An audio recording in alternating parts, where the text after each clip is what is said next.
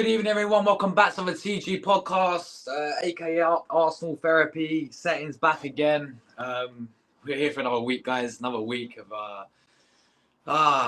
talking Arsenal again. We've got quite a lot to go through as always. We're talking about dropping more points, the game on the weekend against Aston Villa. We're going to talk about that. We're talking about the game on Wednesday as well. We've got Champions League back against Zagreb, and then towards the end as well, we're going to get some transfer news because we're 20 days in, and we've signed no one. So yeah, we're going to get all that in all today, guys. Make sure you like the stream up. Make sure you, in the description there'll be everyone. We can find everyone in all the panels, all that. Go over there and show them support. Big up everyone as always. We've got Seb, we've got Cooper, we've got Rory. Dom will join us a bit later on as well. How you guys doing? You guys all good apart from this club? Yeah, doing great. Monday, ain't it? It's Monday, to be fair. That is true. It is Monday. Seb? Oh, wait. Man on mute still. Hold on. Seb, you there? Yeah, I'm there. He's there. He is. How you doing, my friend? Yeah, well silly club. It is, mate. It is. It really is. The thing is, like, it actually takes your this club plays on your mind, you know. Like, actually ruins your mood at times. I'll be real with it. Supporting Arsenal, yeah. Like, at least Cooper and Seb got to watch us win Premier League titles. Me and Rory, we're sitting there like we've never seen our club lift the Premier League. It's mad. We've only seen the FA Cups, and this man just bins away the FA Cup this season as well. So, literally, man, it is very, very annoying. But let's get into it, people. We're going to start with the game, obviously. I don't really want to go back into the game because awful result yet again against Good Evening. Ex-manager settings. The ex returns to Emirates and gets another result against Arteta, which is kind of mad, really. I mean, he comes and, gets, we dropped 2 points yet again. How many times? I think, what is that? Carry on wrong, yeah? Is this 8th draw this season in the Premier League? 8 draws this season. It's beyond ridiculous. It's a disgrace. And some of the teams that we've been dropping points to, and the situation we was in, when we had it in our hands, people, 2-0 up. Yeah, we was cruising, 2-0 up, complete dominant in the game. The only threat Villa had was on the counter-attack at times, but that was it, right? We were completely dominant, 2-0 up, and then we capitulate. We capitulate, people, and drop more points yet again. To Emery yet again, and same old Arsenal. Liverpool won as well to make things even worse. They got the job on against Brentford. They didn't play that well, but they still got the win. Shows you their mentality and what they can do this season. But I'll come to you. I'll tell you what. I'll come to you first. I'll tell you what. I've never gone with Rory in the podcast before. Let's come to you, Rory, first, man. Come on, Rory. Talk to us, man. That game, bro. Dropping more points. I mean, where you at with obviously that whole game? And what'd you make of that, mate? Honestly. Well, I pretty much summed it up on your match reaction, really. At the moment, when people ask me who I support, I say I focus on myself at the moment because that was the feeling after bottling that game. Just going through the emotions, really, because I knew from the off that we're not going to win the league after current performances. And obviously, if we look at the performance in general, it was actually a good performance, but the result is just a kick in the bollocks, right? Villa didn't even get out of second gear, and that's the most frustrating thing. They did not get out of second gear. They had like 4 shots the whole game.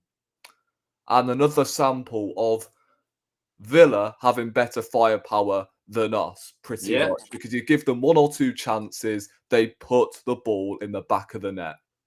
Every single time.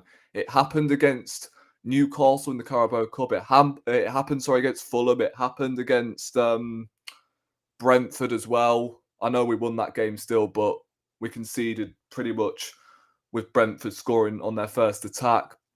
It's frustrating, and I don't even care. I'm pinning this result on the fact we're playing our best midfielder out at right back. I mean, and we have like a 1 in every time he's played him. We've got like we've lost 4 out of 5. Yeah. when he said to put I him mean- into right back. Isn't that a red flag to the manager? Isn't that a red flag? Exactly. Because what you're doing now is playing him out of position and then you're bringing someone else in. Like, I would understand, right, if you had, let's say, a Zubimendi in there or a Frankie de Jong to then accommodate Partey at right back. But you're bringing in Marino, who's about as useless as a polystyrene padlock. He's absolute useless. And who told you that from day one? Well, I told you as well. You see, everyone, Man said a everything that we polystyrene say, padlock. see, Well, We I all told agreed. you as well. There you We bro. all go. agreed. I told you as Dominic, well, you've bro. broken up. We both Right, agree. I said this whole time, Let's let him finish. We both agree. right? I said this whole time that I think it's an okay signing, but he's not going to play every single game. It's literally on one of your podcasts, Josh. Yeah. Proof is in the pudding. Yeah. That I thought Marino was not going to play every single game. He was going to be a squad player at best. And this season has proved it. He is not good enough. Own goal. Nice one, mate. Calafiore obviously Yeah. coming in summer. Can't track his player back. Yeah, I mean, that's obviously an Big- upgrade on the left back position, isn't it? Because Lewis Skelly's better. So, yeah, once again, stems from the transfer window. And then Sterling, oh my God, comes on. And I mean, bless him, he's the only one that can make somewhat of a difference. And I don't blame him. And obviously, he made no difference. I look at Liverpool the other day, and they're bringing on their £80 million striker at 0-0. And what happened? They scored 2 goals. Yeah. We're bringing on Raheem Sterling, who the club didn't even want in the summer. How embarrassing is that? And then you have youngsters on the bench, right? In Butler, Adeji, Capia. Like, we don't know these NPCs. We don't. We just don't. But then I ask the question, why are they on the bench in the first place if you're not going to bring them on? They're forward players. I saw last season Liverpool had an abundance of injuries, had barely any attackers, and they subbed on kids in a flipping final, for crying out loud. And they still went on to win it. Last season when they played us, they brought on 2 kids and they won the game. Yeah. It was evident already when Villa made it 2-2 that we weren't going to retain the lead, is what I'm trying to say. There's no way, because you can see the fatigue was starting to kick into the players, and you can tell we worked so hard to get in front of that game. 1-0 and then 2-0 at the start of the second half. This is good. And then you let them back in the game. And it's crazy that how can we sit here and say Villa, who are like 9 points behind us, have a better bench than us? How? You look at their bench, right? Duran was about to come on at 2-1. What did Emery do? He told him to go and sit back down. Yeah. At 2-2. And this is a guy that would walk into our flipping team right now, as does Leon Bailey, as does Marlon, who didn't even come on either. Their bench walks into our attack. It's unbelievable. And I'm sick of people telling me that I'm fucking negative. Oh, he's toxic. He's negative. Well, I tell you what, I might just change my channel to RD Toxic Positivity. I'll just pretend everything is rosy in the garden. Oh, Stan Kroenke, what a great performance from you today. Oh, Josh Kroenke, superb. You could feel Definitely them. You justified could feel dog them hating in sending the their tunnel, love from don't the you, mate? States. Win the dog, brilliant performance from him as well. Win the dog. Shall I just pretend everything is okay? Nah. Maybe I'll get more No. views. Because people actually look at my channel and go, you know what? I like this Rory guy because he's positive. He's really, really positive. I told man the transfer window was a 5 out of 10, but now I feel generous. giving that one a 5 out of 10. It was a 3 or a 2 at best. 1. I Wow. keep Only, saying, only because we sold players for the right amount, but we got who? We got who to replace them players? 2 squad And I players. tell you what, I don't blame. Look, back onto the game, right? I don't blame most players, right? I think Timber had a solid game. I thought Declan Rice was superb. Trossard was quality. I thought Martinelli had a decent game. But that decision of playing Thomas Partey at right back winds me up. It really cheeses me off when you had 2 fucking options. A, you keep Timber at right back, and then you keep Partey in midfield, and you bring in Kivior. Yeah, And- an actual centre back on the pitch. Yeah, you might sit there, sorry, thinking, oh, but he's not good enough. We all know he's not good enough, all right. Mm. But that's Arteta's signing. He spent £24 million on him. So why is he not using him? Why is he not using Kivior? Or if you don't want to use Kivior, play Lewis Skelly or Tierney at right back. It's not rocket science. They could It come is at me to with, him. oh, but, you know, he's a left back. He can't play right back. It's a fullback over a midfielder in that position. I'd much prefer it that way than a midfielder who is over 31 years of age playing in that position. Both goals came down his side, allowed the cross to come in, and at the back post, decided to have a nap. And this isn't down to Thomas Partey. If anyone's blaming Thomas Partey, then give your head a wobble. It's just not his fault. Nah. And if he can't play a right back at left back when he's been playing right backs at left back this whole time, then why do you play midfielders in that position? Right? The forward line, oh my God, I'm sick of watching the carbon copy of what we do in attack every single week. There was a passage of play. Lewis Skelly does so well to get the better of Morgan Rogers down the left-hand side, whips in a beautiful ball across the 6-yard box. Where does it end up? For a fucking throw-in. Because we have no forward who has that, X factor in the final third. No one in our forward line are potent in front of goal. No. And what's the response after the game? Oh, we're just going to release more merch. I wouldn't wipe my arse with anything Arsenal release. You're quick to release merch after a game, make Arsenal fans spend a fortune, but you don't spend money for players in January when we really need them. You've got Mikel Arteta coming out in an interview saying, oh, we're short on the bench, aren't we? You've got Declan Rice on Wednesday saying, oh, we're a bit short at left wing, aren't we? Wait, Rory, one sec. People said in the chat there's a mic problem. What is it? Who is it, guys? Who's got the issue? Is it Rory? I don't know because I mean, I'm the only one that's got a fix the microphone. mic. People saying fix the mic problem. Someone's got a mic issue. I don't know. What's Is the it me? issue? I don't Is know. it me? Nah. Let us know, guys. Do you know who it's coming from? I can't hear anything. That's the problem. Do you want me to watch it back in case? Yeah, have a look, man, just quickly, because I don't know.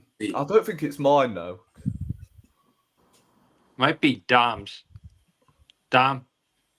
I haven't said oh yeah, sorry. But by the way, Dom, mate, welcome in, my friend. Oh, yeah. I mean, I kind of hear blowing from. Dom. Blowing. Yeah, from, blowing. It might be me blowing, yeah. yeah, Sorry. it might be. No worries. It's all good. But no, just quickly, Dom, mate, welcome in, mate. How you doing? You all good? Yeah, yes, not feeling 100% still, but getting better. But thank you. Sorry to miss last week. I wasn't at all well enough to do a show last week. Glad you're feeling better, though, mate. Good to have you back, of course. I think it is Dom, you know. It might Because be. someone's put in the chat, it sounds windy, so that's definitely not my mic. I was worried for a second. Sounds like Don Robbie breathing. It could well be. I'm still struggling to get sort of breath in and stuff, so it's probably me trying to sit here and breathe. Yeah, So fair apologies, guys. That was. I'll try and mute when I'm not talking. yeah. Where was I anyway? Being positive. I think, was I on about Arteta's interview after the game? I can't remember. Yeah. I think you were. I think it was about releasing merch, actually. Yeah. Oh my god. Big up. Honestly. But yeah, you got players, you got managers coming out in interviews and saying we are short. And I'm sat there like, well, do something about it then. Oh, we're short on the bench. What are we going to do about it then? Just sit there and do fuck all? Right. I'd rather play kids than. Yeah. What's the point of having Butler, Adeji, and Cabia on the bench? I'm pretty sure they're forward players. And this is just a guess because I've never heard of them. But still, as I said earlier, Liverpool brought on youngsters in a final last season against Chelsea, and they still won that, even with kids on the bench. So why can't Arsenal do the same thing? Because If Arteta you've actually put them on the bench. Because Arteta doesn't have the balls to. Right, and it's the same like-for-like substitutions every single week. When have we seen him sub off a defender for an attacker? It's always Martinelli for Sterling or Martinelli for Trossard every single week. He was the only one, Sterling, to come off the bench and somewhat change things. And as I said, he's someone that, the club didn't even want. Yes, I understand. We are missing players, and back onto the party topic, like, he wouldn't have played there if Saliba was fit.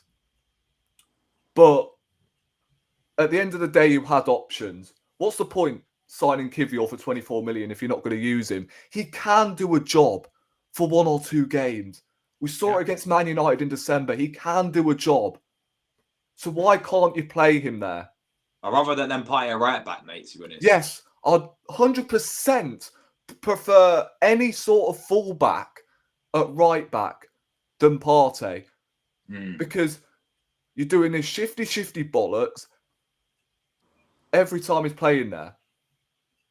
Right, you're bringing in another player in midfield, right, and then you've had to shift Timber this time out of his best position to play as a centre-back.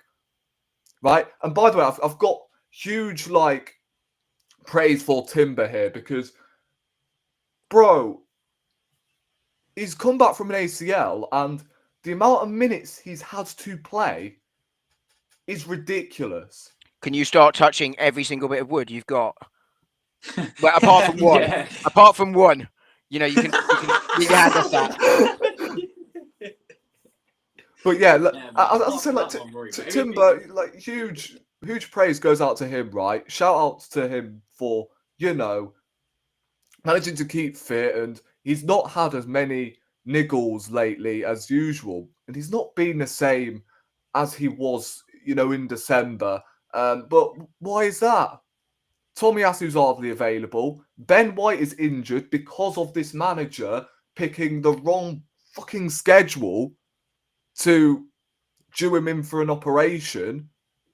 And now he's out for months. I know he's coming back soon, but with Saliba out for a couple of weeks, I mean, we're going to have to throw him back into the deep end. And then what's going to happen? Oh, Timber's going to break down. It's just a mess how we manage players. Well, and I think this is the year the miles are showing. We always played Saka, never took him off.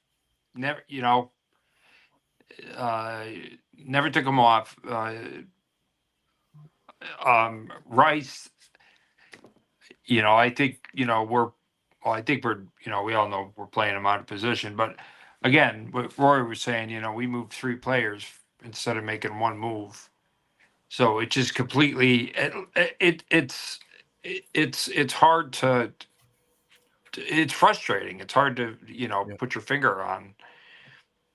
Yeah, I mean, You I know, wanna like get onto the what's he captain real- thinking? I want to get onto the captain real quick. Erdegaard.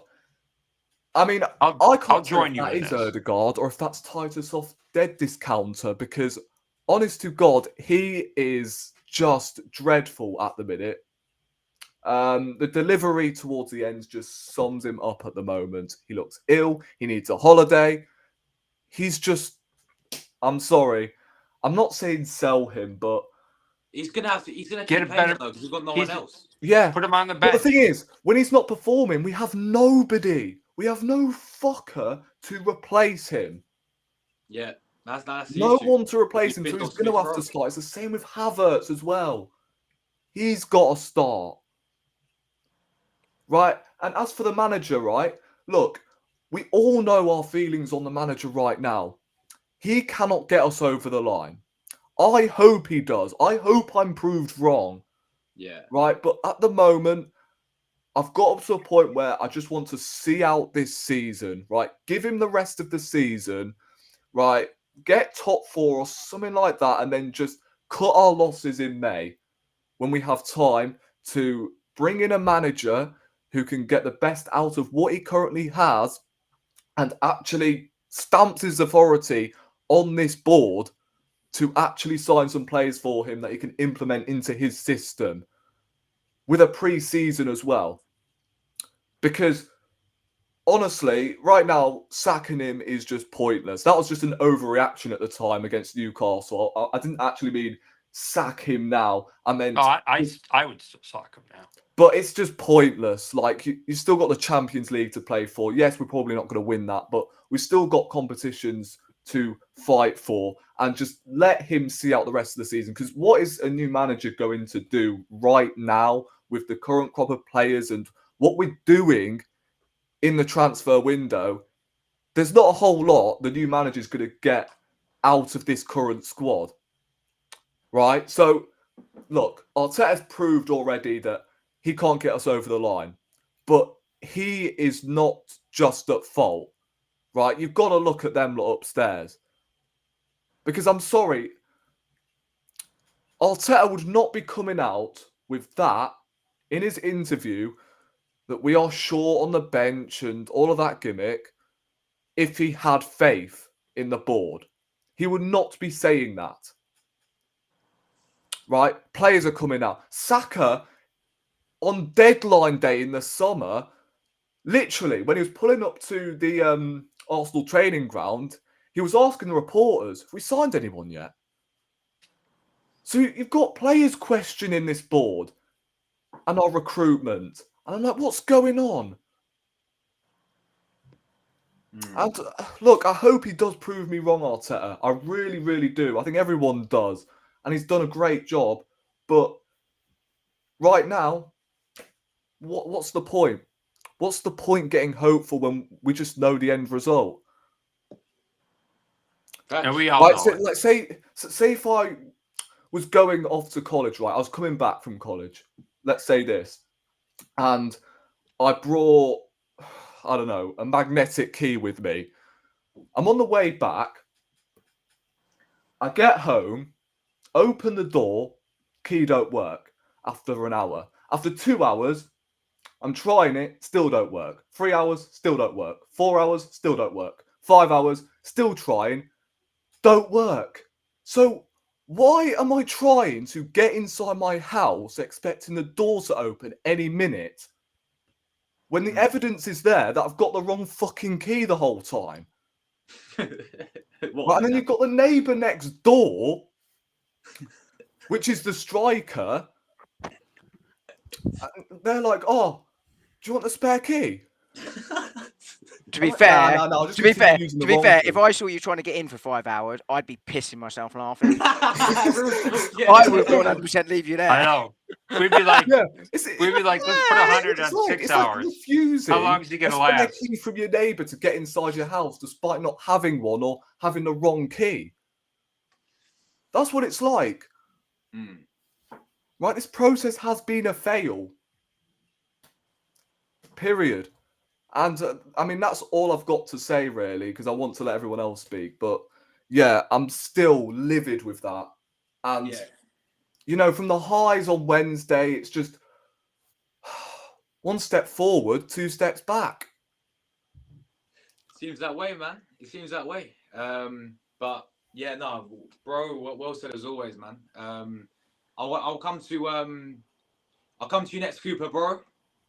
Listen, dropping more points, 8th draw of the season, 2-0 up. We had it in our hands, Cooper. Ex-manager as well, Emery, getting a result at the Emirates. What are you saying, man, about that performance and that result? It's pretty much what Rory summed it up pretty well. Trossard played great. He upped his game. I think Odegaard was absolutely atrocious. Again, I question the captaincy. I mean, he's got 1 goal and 2 assists, and it's January. I mean, he's just not. I think he needs other players to make him good. Like when he's playing with Saka, like he misses Saka. When Odegaard was out, Saka didn't miss Odegaard. Saka still scored goals and had assists. I think that's a difference in the level of that of those players. So I would go and get, I would possibly. Wait, who's this? Sorry, Cooper. Who's that? Titus off die discounter. That's Erdegaard. In the last couple of... Just in case you don't know who he is, that is him. I can see it now. Yeah, that is him in the last couple of games. Have you seen? There's a TikTok video going on that I saw today that was Odegaard's last 18 chances of scoring. And it's everything is up over the bar, up. Nothing powerful. There's no. It's like he forgot to shoot. I think my sister could generate more power. And that's the thing. It's like he's got Odegaard at the moment. I mean, captains are supposed to pick up the team and lead them forward. You put him on your back. He doesn't do that. He's not that type of player. I don't understand what's happened. But I think what Rory said is good. Take the captaincy off him and just let him play. Yeah. Maybe he doesn't need that extra pressure. Yeah. Give it to somebody like Rice or Gabriel. When you look at Gabriel, you just know he loves Arsenal with all his heart. I mean, he plays for the fan. He plays for the badge. That's somebody I want as a captain. He had, Tierney had the same characteristic in him. But what I'm afraid of this year is, we've seen the rundown of the players. Timber. I mean, how many times can Timber and Partey? How many times are you going to do that throughout the year? And then, Partey needs a rest. When's the last time he didn't play? He's either playing, midfield or left back. You think, with his history record or, with his injury record, you never know. And I just, Saliba, they say 2 weeks. That doesn't mean anything. It could be 6 weeks. Yeah, I agree. We don't know. People still think this. Saka's coming back in March. No, he's not. He's not. No, he's not. You're lucky if we get him back by Christmas next year. If they do things right, and if they protect him. Yeah, but I hardly doubt that he's going to be out until Christmas. Like this Christmas in 2025. Yeah, dude. I've seen people. I've been involved in those surgeries. I hear how long it takes. I've known people who have had the surgery. It's his hamstring. Like he can't. You don't treat it right. He could tear it again. at some other point, and then his career's over. Like, yeah, you can bring him back early. Yeah, we can't do that though. No Right. way. Yep. And I But- don't but- think but Saliba, and If I he does don't think come back, then Saliba yeah, 2 we'll have weeks, no choice. 2 weeks, 4 weeks. He may have one eye on Real Madrid and be like, no, it may be 6 weeks. I'm not going to jeopardize my career. Not at this point, not for this team.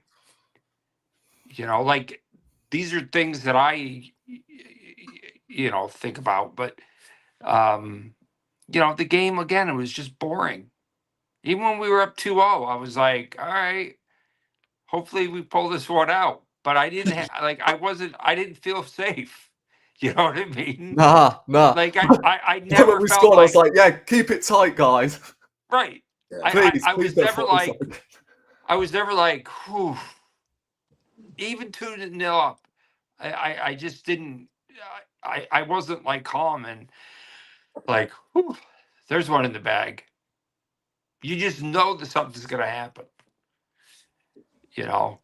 And people can bitch about the handball. It was a handball. Oh yeah, all day. There's But not. Yeah, people, after watching it back, it's definitely handball. yeah, but people bitch about the other gooners. I don't think anyone has bitched over it, to be honest. I don't think anyone's seen made some any online. excuses for our I've fans. seen a couple, but I mean, you can't take that seriously. It's a handball, right? There's no question. It's a frustrating one because he's trying to get out of the way and it hits him, but it is a handball, right? And therefore it's not a goal. Right. And people that, complain about like the refs and stuff like that. I used to be like, man, the refs are out to get us. Like, it's real. But then it's like I started paying attention to like, but we should never be in those positions. Yeah. Yeah, I mean, it's like, unfortunate. It's it is unfortunate. The rules are the rules, and right. like It's- if say if Havertz didn't score the goal, and like this is what I keep getting asked. Oh, like what about the Joe Linton handball? Like, these are different scenarios. The only difference of that goal standing for Newcastle and our goal getting disallowed is the fact Joe Linton was the one who pretty much got the assist. He's not the one who scored the goal, if you get what I mean. However, Havertz, on the other hand, was the one who scored. That's what I was saying to my mate today, who asked me, oh, what about the Joe Linton handball? And I had to explain it to him that, because of the rules, it's the goal scorer. It's the goal scorer. If Joe Linton scored for Newcastle in that Tottenham game, then yeah, that would have been disallowed for a handball. But because Havertz was the one who scored, it's disallowed. It is what it is. The rules are bullshit.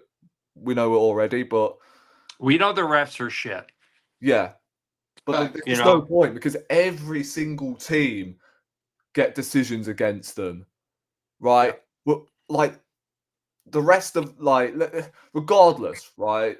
Man City, Tottenham, Man United, whoever, right? We can all unite and say these refs are dog wank. They really are.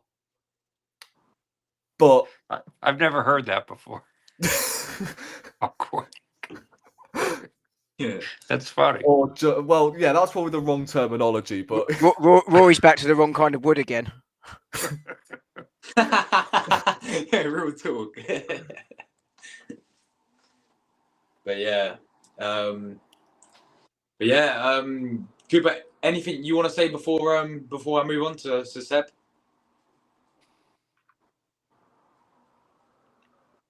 Drew. Yo, Cooper, you there? Oh, me. Sorry. Yeah. Oh, I thought you were asking somebody else a question. I said no. I said, is there anything you want to about the game that you want to finish on before I move to Seb? I'm just afraid like everybody's just gonna run out of steam. We know Arteta's not gonna. He's not gonna play the youth. He's not gonna play. He's gonna use what he has. And if we limp in, on two legs, and that's how we'll finish the season. But I worry about what's behind us.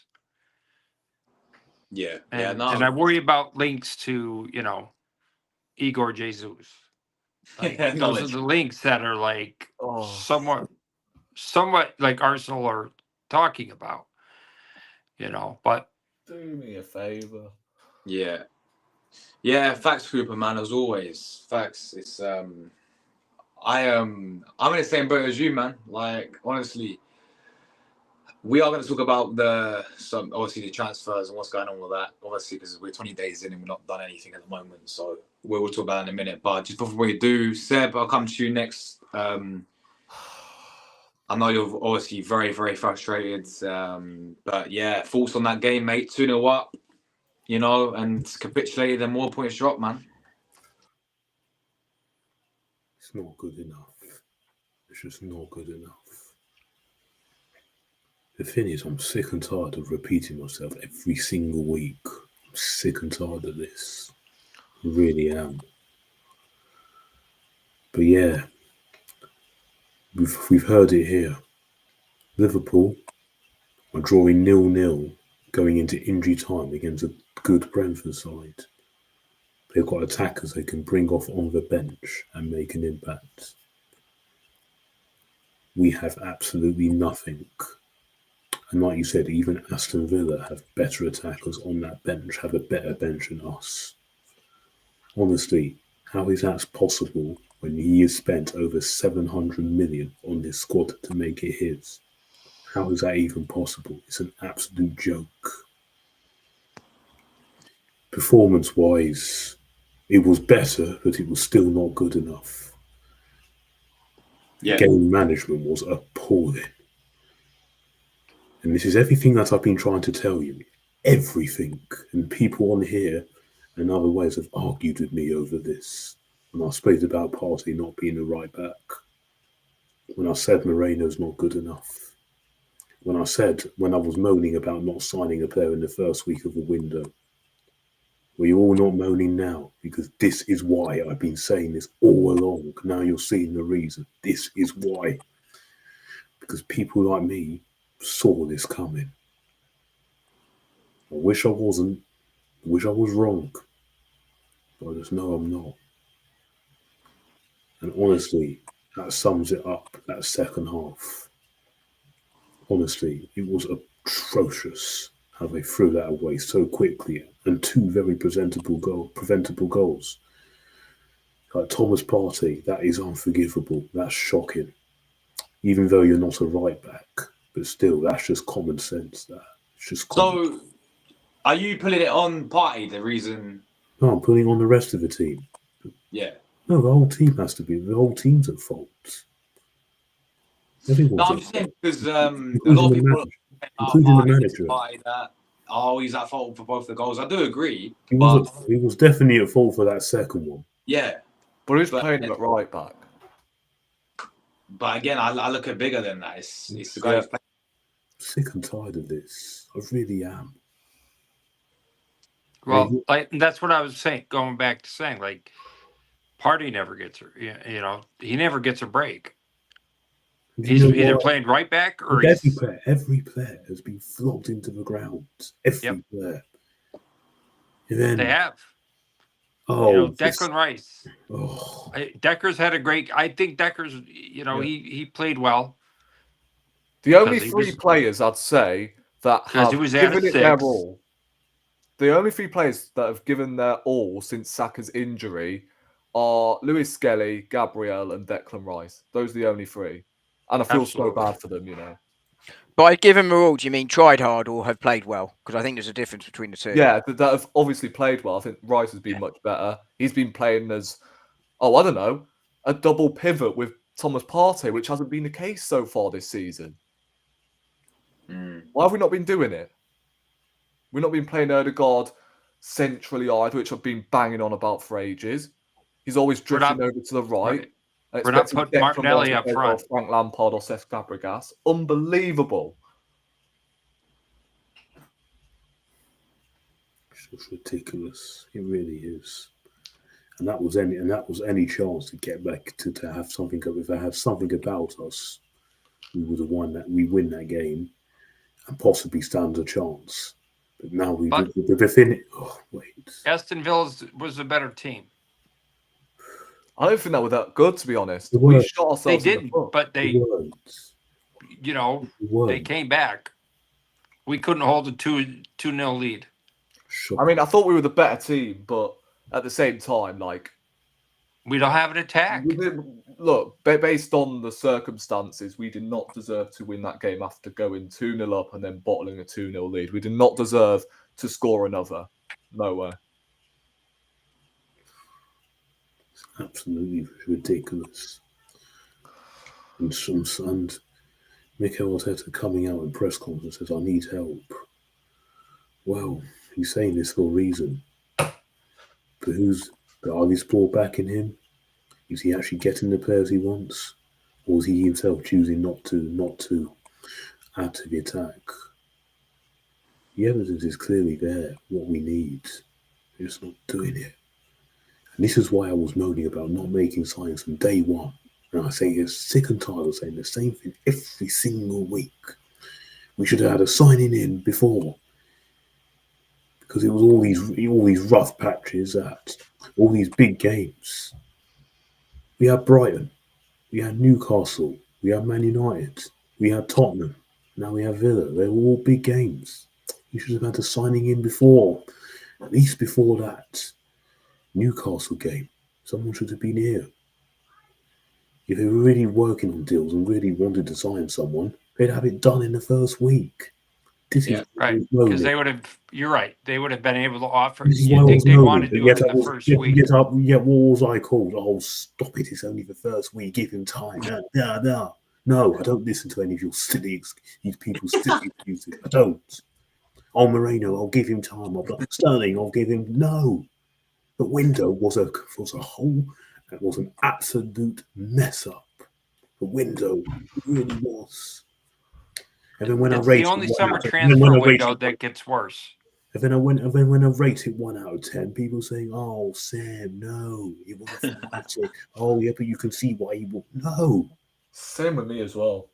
I say it a 1 for a good reason, because it was a shambles. Every day that summer window, I was making noises, even when I was taking so slow to get players done. When they weren't getting in the right players, not a single one of those players that we bought in that summer has been any use to that team. Not one. And I mean not one. They're not good enough. And none of them should be, and none of them should have been bought in the first place. But yeah, when I mentioned the targets that I wanted, again, said no, not good enough. Said no. Are you not telling me they can't do any worse than the garbage you're seeing out there each week? Yeah. And now there's one player who I really wanted all that time, who we're getting in the summer. The thing is, He hasn't signed. He Great. hasn't signed it. Yeah, exactly. It's if not we're, signed. getting We threw that out there. We haven't signed him. He hasn't agreed. He hasn't signed a contract. We're leading the race, but there's multiple other clubs involved. But we're going to With pay that release interest. clause. and I'm Right, telling so- you now, Bet So my we bottom may dollar not we are even gonna get pay that him. release clause in the summer. I We're mean, not even it's going to like pay it in January. Even when they said, oh, we're going to get Zubamendi, I don't think many of us, it was like, oh, that shiny object, we were like, we looked and we were like, oh, it's bullshit. I'm telling You you know, now. Where a lot of people didn't, they take all that stuff now. It's unfortunate. Yeah, when I mentioned But like these guys, I mean, nothing they say is, they lie, outright lie to us. We never get a straight answer about anything. Like Welcome we said, to European sports, Cooper. is that? Yeah, it's that's it, it's man. common across the piece. If it's in the papers or the manager says it, you can't trust it, and that's across the piece in UK football. Like no question. And they, it's like even in his comments after the game, it's like he blamed Party for one of the goals. Not he, there was a statement where it was like he was blaming Party, but he wasn't blaming Marino. And again, I think it's just he shows his favorite, another showing favoritism, and I think, why would Partey want to give us his all if he's leaving and we're getting Zubimendi in? And why do we need another fucking 6? No, we do, because Jorginho and him are going. We do. And Zubimendi was the person. But we need a starting 8 first. We need a striker. We We need left wing. We do need a DM. No, we need to get this guy. And I'm telling you now, don't they dare screw that up. We need like 6 players. 6? We need fucking 9, mate. Well, this is the. We need an entire new 11 because we're never gonna. Come on now. Okay, so let me run through them. Neto's going to be going back to Bournemouth, so we need another goalkeeper. Yeah, bring back. Tierney's going to be leaving. So is Zinchenko. So we need another left back. We need a backup for Saliba. That's 3. We need a number 8. We need a DM. We need a right wing. We need a left winger, and we need a striker. Oh, sorry, Rory. I thought you meant you were replacing the entire 11. Sorry, that's what I thought you meant. No, most of them. Sorry, yeah. I literally thought you meant we need to replace Saliba, Raya, Saka. I was like, no. Sorry, that's what I thought you meant by that. No. But even Odegaard's not. I'd get a 10. Yeah, a 10. So, yeah, it is 9, isn't it? Oh no! But we need competition there. It's just to me, it's just fucking stupid. Like. It's common sense, right? Like your back 3 why not play a back 3? We might as well. Jesus, I mean, like you got to do something to get an extra man forward, because it's like, and yes, I'm harsh on Odegaard. I don't like the whole rolling around on the ground thing. Like that's not my get up. Well, welcome to European football. I know, but there are ones that like Jesus drove me crazy, man. He was. It drives me nuts as well. Absolutely. It's one of the things I hate the most about football. Is that it drives me mental when players do that. And yeah, like when you see like Kai Havertz does it occasionally. Like he just flops, and there's no contact. But what were we talking? That's not just an Arsenal thing. That's a football thing, and it drives me mental. I absolutely hate it, but that's not just an Arsenal thing. Yeah. No, I just wish they'd let the players. You watch Serie A, they just let the players play. If they knock each other over, they get up and play. Am I right? You're right, man. You're right, and obviously, it's like, and the level refereeing is incredible. The refs are like, get up. You know what I mean? Yeah. Rub some dirt on it. And I just feel like the way we're playing too, it's like we have a free kick. It's like we're taking like 2 or 3 minutes to take a fucking free kick. Why are people standing around Odegaard? What are they talking about? And then they go back because whatever they're talking about, it's not working. Yeah. I just don't. Maybe it's because we do play very slow, and like Rory calls it, crap football. It's like every player gets the ball and they're looking to pass backwards. You love that analogy, don't you, Cooper? I do, because you can see it, bro. It's like I didn't know what to call it, but I was like, why don't we ever, even if you pass the ball forward, they're looking to pass it back. It's not like they're trying to progress. Yeah. To me, but yeah, 100. Finally, Dom, mate. What was your thoughts on that whole game? Obviously, 2-0 up. Let's go to sleep. Hey, Seb, allow Dom, man. Come on. What do you mean go to sleep? I don't know what I'm going to say yet. Yeah, let him give him a chance. Yeah, Dom, obviously, 2 points drop, man, at the Emirates. Another draw this season. What did you make of that whole result and performance, mate? Yeah, and as people have said, it's incredibly disappointing. You can't be 2-0 up and let a 2-0 lead slip. You switch off in the Premier League against, nearly any team, and they will make you pay. And, Villa are a decent side, but this is a game we should have been winning. We had the ability to win it even with the injuries, and we didn't. Both got. Sorry. That's all right. Don't worry. Don't worry. Both got. I've got children of my own. Believe me, they have no. It doesn't matter what you're doing. If they need I something, didn't know my they come wife in. was in the other room, and I had my back to her. You know. Yeah. It's they don't care what you're doing. If they want something, it's now or never. But what was I saying? Yeah. But it's the greatest blessing, isn't it? Yeah, most of the time. What was I going to say? But yeah, against the side of Villa, you can't afford to switch off, and both goals were, defensive mistakes. Moreno doesn't track the run of what's his name, Tielemans. Well enough. I think you've got to give credit to Dinamo for the ball in. It's a really, really good cross. Puts it anywhere else, Arsenal don't concede. But you've got to be tracking that run better. You've got to be stronger there, which is obviously his strength. I mean, when you look at Moreno, he still is.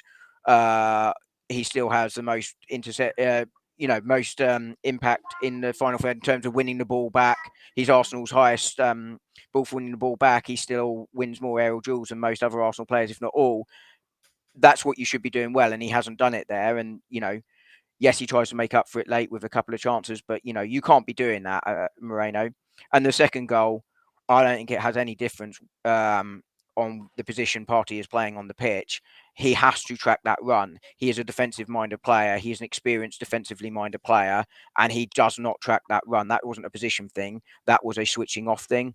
And it allows Villa back in the game. I mean, the positives were Arsenal went again. We looked a little bit better going forward.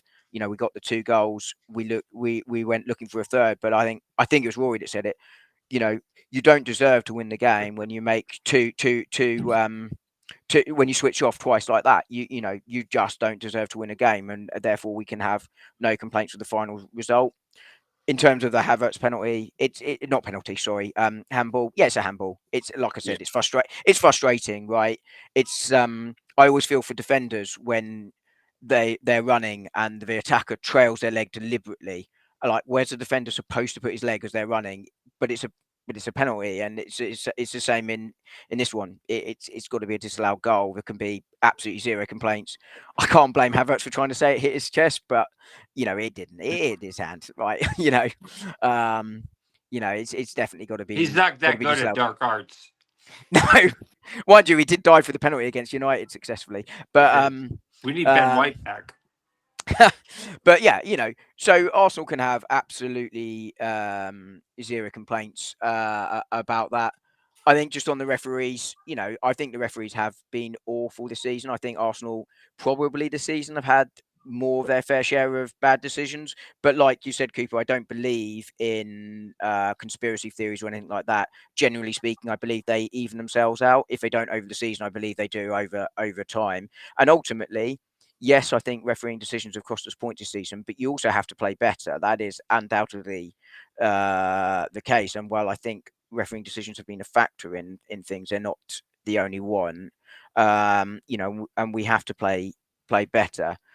I do have some thoughts though on where I will disagree with people, which is on the sort of injury situation. I've always said this is a genuine mitigating circumstance, and people will disagree with me here. This does not detract, and I want to be really clear again, this does not detract in any way, shape, or form from the fact that we could and should have done some things better. Our attack has been too predictable. We have left things too late by playing too slowly, whether that's the players on the pitch, which I think it has been at times, or whether it's the manager, which I think it has been on the majority of occasions, asking us to play in a certain way. I think that those have been factors, but I do think the injuries are a factor. We're talking about Liverpool's options off the bench, right? Liverpool's options in attack are genuinely superior to ours.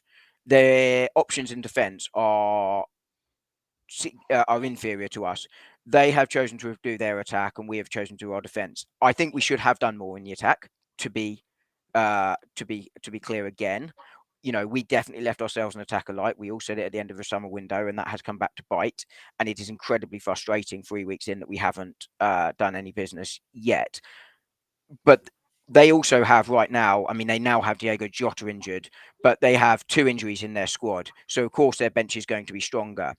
And we've seen Arsenal, Tottenham, Manchester City in particular this season struggle with the number of injuries and suffer the consequences. It was the same with Newcastle last season, Liverpool 2 seasons before. That is not the whole story, just to be clear again, but it has been a factor. Now, then you have to ask, why are the injuries and why are we limited? There is the missing forward, no question, right? That's one. Number 2, yes, the players have been run into the ground. I think Rory was right. There is too much football. But I also think as Arsenal were trying to build through the phases here, and you might not like the phrase phases, but we were trying to go from 8th to 1st and building it through. To do that, you don't necessarily have the squad depth that you want, right? So therefore, you tend to play your better players consistently. Newcastle are doing it right now. They may well end up in a similar situation going forward. So you play Saka, you play the likes of Rice much more consistently than you might if you are a title-winning side. We have seen Arsenal rotate far better this season, partly out of necessity, but partly he has done so to rest players. Rice has been rested at various points this season because he had the trust of Thomas Partey, who was fit this season, or Jorginho on occasions. So I think he's starting to do that, and he definitely needs to get better at that. But we wanted to get good quickly. We wanted, and you can argue about whether it's been quick or not, but I think it has been relatively quick. We've been competitive for the last 2 years. It's disappointing we haven't got over the line, but we went from 8th to 2nd quite quickly. And we did that by playing our best players, right? The consequence of that is that we've now got them absolutely knackered when you couple them with international tournaments. So Rice and Saka went all the way with England, played every minute of the Euros. Rice hasn't had a rest for 2.5 years. That is going to lead to the injuries incurring. I think there are 5-6 games maybe over the last couple of years where you could say Arsenal could have rested more or made a substitution 5-10 minutes earlier. But do I think that would have made that much of a difference? I don't think it did. So overall, where do I think we are this season? Obviously, it's not going to be a successful season. I was quite bullish on Arsenal at the start of the season. Yeah. I still have that belief in this squad and the manager, to be perfectly frank. And it's hard to say that right now when you look at where we are and you look at the mood around, which I think is understandable. But I personally still have the belief in that. Equally, if we get to the end of the season without a trophy, and I think that's probable, then he can have no complaints if he is dismissed, right? Because it's the end of a 5-year window. But he will have left the club in a better state than when he found it, if that is the case. I don't think Arsenal will sack him, by the way, just to be clear. No, I agree.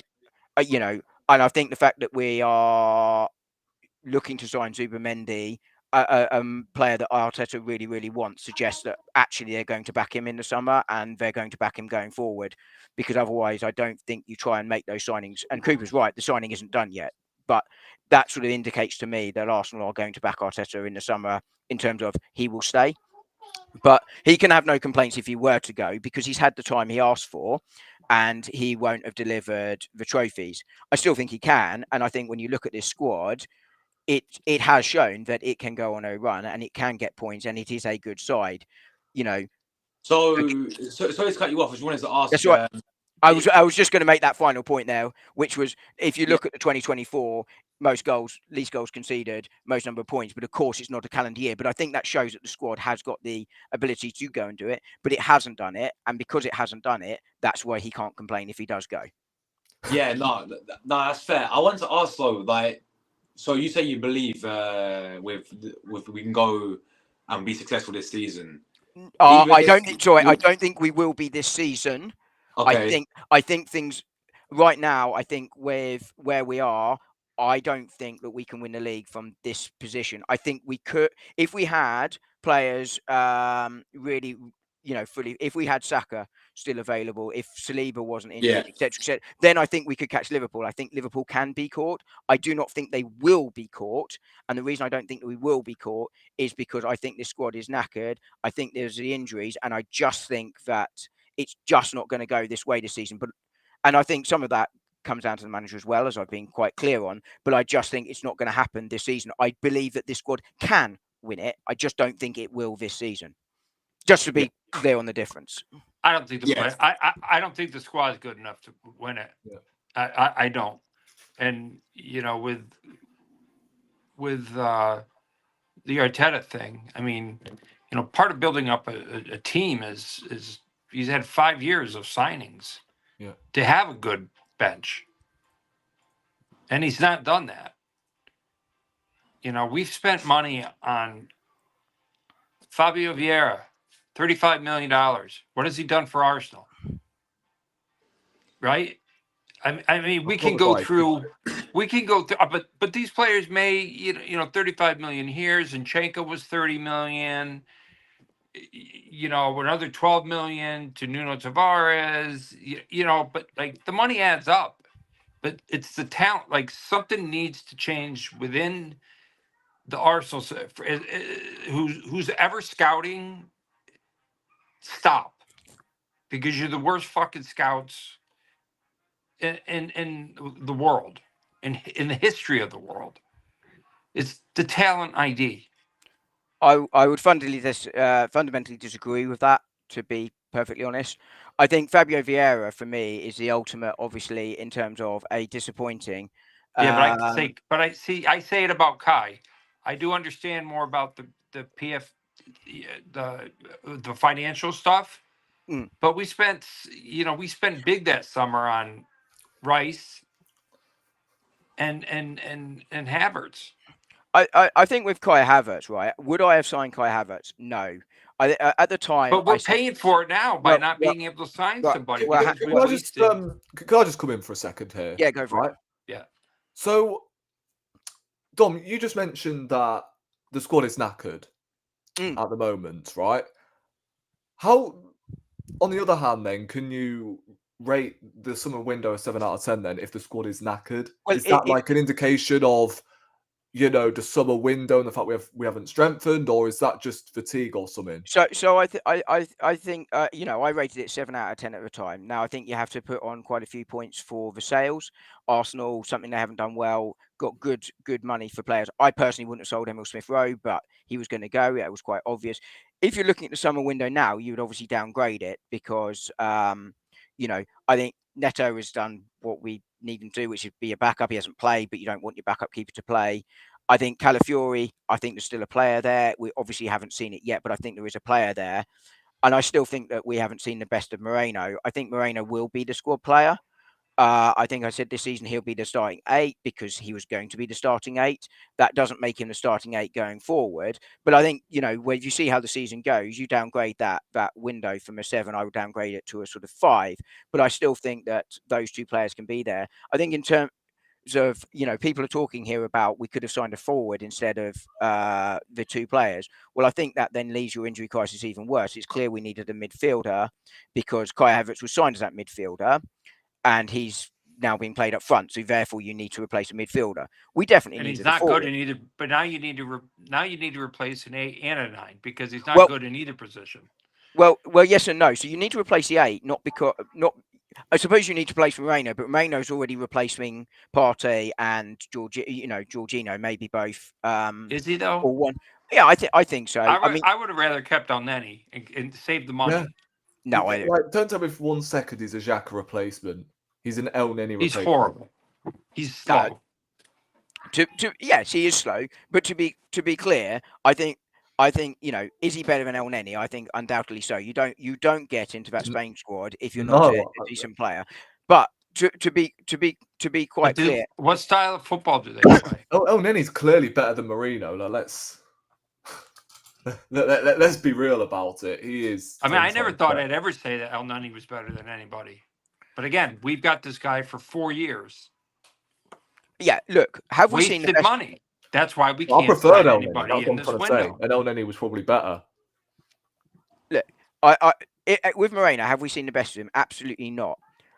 If we are still seeing Moreno performances like we're seeing at the moment this time next year, he's undoubtedly a bust. However, I think Moreno, despite the error on Saturday, his performances are improving. I also think that he will need time. Now, it's frustrating because you want players to come in and do well, but I think Moreno It's will be a squad player. January. I'm aware of look- that, but Moreno also missed the entirety of pre-season. Yeah, But he's I played get in the that. league before. I get Sorry? that. He's But played in the. He knows the league, and Not he's this been. league, though. yeah, that's what I was going to say. A, he's 28 years of age, and B, he's already played in the Premier League before. Well, he played in the Premier League in a different side, in a different system a long time ago. Look, some players take more time to adapt. Kai Havertz still took time to adapt. But I'm not Kai defending his Havertz still hasn't proven He's anything. still not really adapt, though, has he? Well, hang on. Just let me finish here, if I may. Guys, So let's go one at a time. Yeah? Let's So go on, one at a Moreno, look, his performance haven't been good enough. Like, no one's defending that. My point here is let's see where we are. And if he's not good enough to be that backup player in a few years' time, then we're going to have to move on from him, right? And it's a failed transfer. Some transfers fail. You don't get everyone right. So I think Moreno will be a squad player. I think Kai Havertz will end up being a squad player. But if Kai Havertz is a squad player, I don't necessarily think that's a bad thing. We're essentially going to place Jesus in the summer, right? But he makes $275,000. Yeah, it's a lot of money, right? Of course it is. He's our highest paid player that Arteta signed, and he's a bench player. Well, look, I do. That's why we don't have money to go and get. Well, hang on. So you asked about it, right? So we needed a number 8 at the time. He's not been a number 8. So when we signed Kai Havertz, and Seb will confirm this. I basically said I felt it was an overpay for Kai Havertz, probably by about 10 million. I can't remember what number I said at the time, but something like that. And that he would end up being a versatile squad player, and that would probably be his level. I think that's where we're going to see him. But do I think he's a complete waste of money? No, I think the guy scored 26 goals. I think he was a big part of our title challenge last season. Without his goals, we don't do it.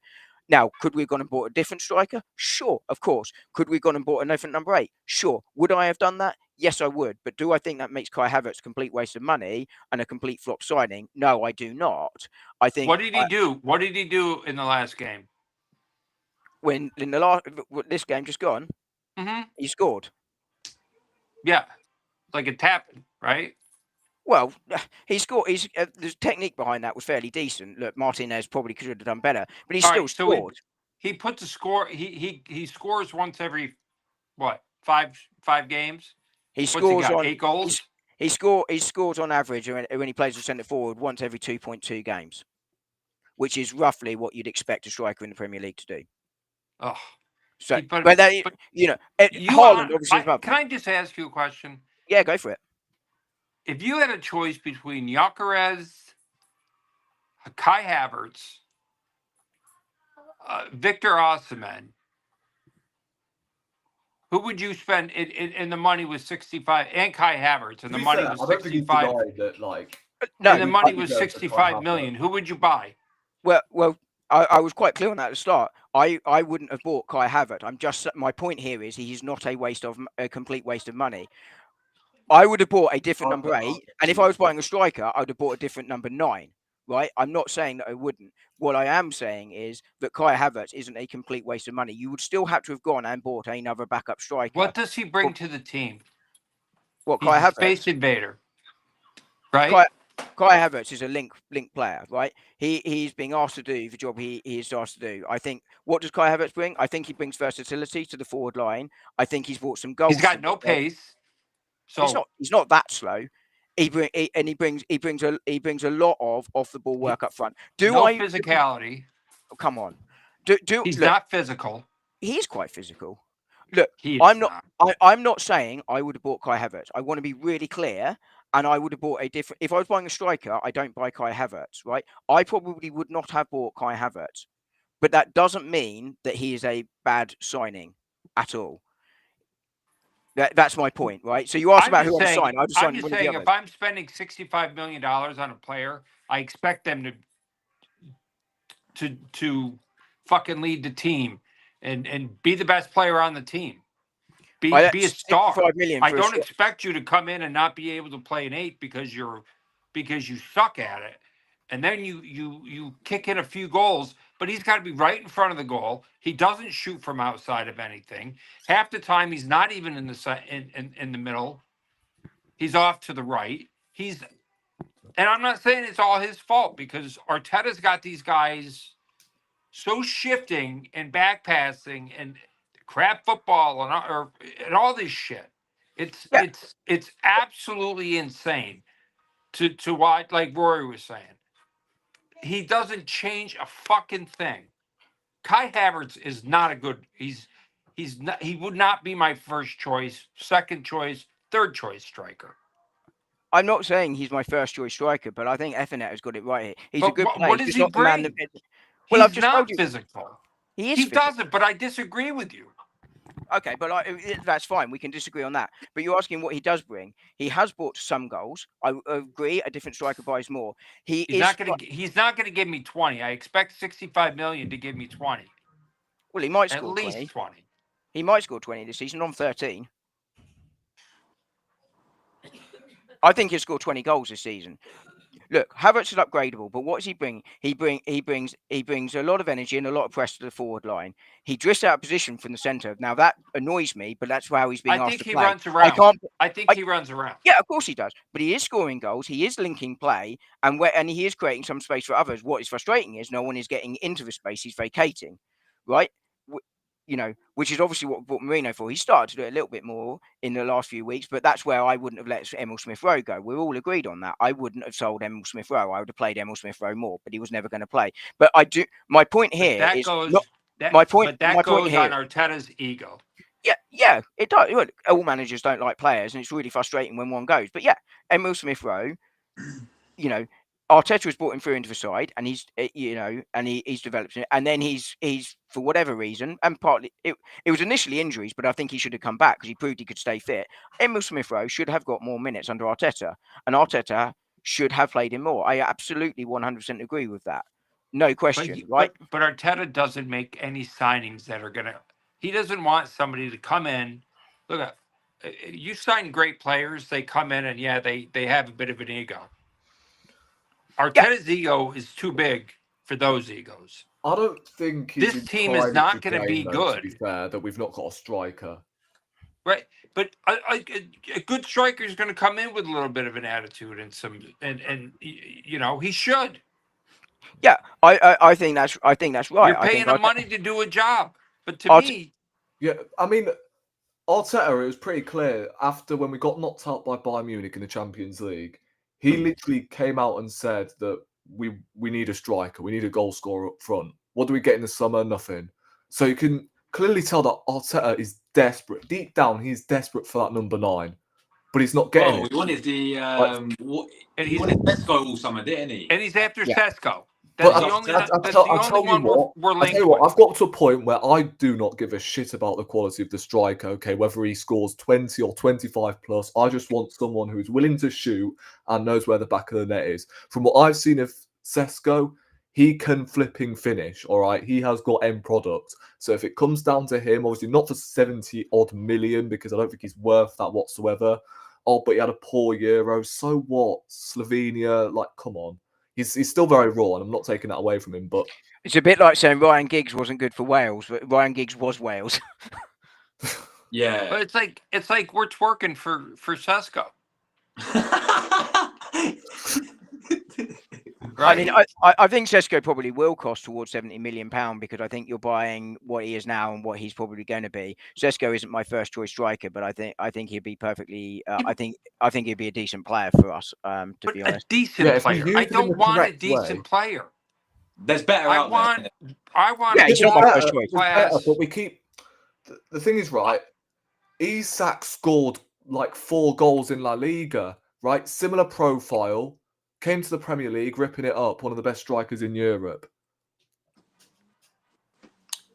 In a far worse team than Arsenal, by the way.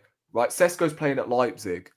Like, I'd say Sesko would be, unless if he gets utilised correctly, which I don't know if he will, but if he does get utilised correctly, he will rip it up in the Premier League, I reckon. Yeah, Arsenal or anyone. But why not? Not the way Arteta. Not the way Arteta is with strikers. Well, we don't know, do we? Because he hasn't had a full-on number 9. Havertz is a false 9, not a number 9. Aubameyang, he ruined him. Lacazette ruined him. Who else have our strikers been? Well, he had a Golden Boot winner. Yeah, And then, Bamiyang, he had attitude. So, yeah, we had to bin him. Jesus, Havertz, Jesus. yeah. Well, just really quickly on the three. Look, Lacazette, I think, was declining, right? Lacazette was the player of the year. Yeah. Yeah, but just he had just gotten player of the year. he might have been player of the year, but look, Lacazette was on the declining. Jesus was his knee injury. I think the one you look at Arteta and say, "What?" But hang on. you say he's declining. Hang You on. say he's declining, Guys, but then he goes back to Guys, one France at a and time, puts man. up 27 One at a goals. time. Come on. Let's go one at a time. Go on, Dom. Well, Lacazette was declining in the Premier League. The French league is not the Premier League domestically, with all due respect. It's the way Arteta used him. Well, hang on. So I think Lacazette was declining. I think Jesus has not been the same since a knee injury. I think the one you look at Arteta and say, should you and could you have done more, was Aubameyang. Now, Aubameyang had to go once he got to the point where he with his behaviour. But I do think you're right that Arteta doesn't necessarily handle the big egos too well. And he definitely is a bit insecure on that for whatever reason. And that he shouldn't be a manager. Well, but equally, Arteta, are you saying Arteta shouldn't be a manager? But you also look. If Arteta was sacked now, I think a lot of teams take Mikel Arteta, and Mikel Arteta has done a lot of good things. We are focusing on the negatives here all the time, right? Now there are negatives. I have addressed the negatives, but if things are not, it doesn't make him a horrific manager overnight. Absolutely not. I'm not saying that. He's done some good things, but it's time for him to move on. I like I say, I don't think he can complain if he goes in summer. He's not going to though. And I still believe that if he's going to be here next season, right? It's not up for debate. That is going to happen, rightly or wrongly. Would I dismiss him at the end of the season? The only thing that gives me pause is the injuries, but I certainly would be having a real long, hard look. But the injuries are not an excuse, though. I think it's a part of it. Right, so we'll sign another goalkeeper. Every team has had injuries. The only team I can look at and go, yeah, you have no excuses as well when it comes to injuries are probably Man United, most likely. Apart from Man United, every single team has had injuries. Bournemouth have an entire starting 11 out injured, and they batter Newcastle 4-1, something that we've not managed to do in 2 years. So injuries are still not an excuse. You still strengthen the squad. In the summer, we had a brilliant opportunity to do so. In January, when Liverpool have been vulnerable this month, it's fair to say, and the schedule jumbling up and that with who have we had this month? We've got obviously 2 games midweek in cup competitions. We've had Tottenham on the Wednesday midweek and then Aston Villa on the Saturday. And then you've got Champions League on Wednesday and then Girona. In fact, no, it's Wolves and then Girona. Yeah. So you've got the opportunity to sign players, not just in the summer, but in January as well, when no one else is doing any business apart from Man City. And this is the thing, right? City, 6-month crisis. They're a team that's probably not going to win the league. They're like 11, 12 points off the top. What have they done? Signed 3 players. Perhaps 4 with Douglas Luiz coming in. With Douglas Luiz coming in. Yeah. Right. You think they're going to stay 6? You think they're going to? You don't think they're going to make a run? They're going to make a run. Yeah, they're going to make a run. I agree. We should be signing an extra player. But we can't make a run. I don't think we can make a run without an extra player. No, because I genuinely think the injuries are a part of that.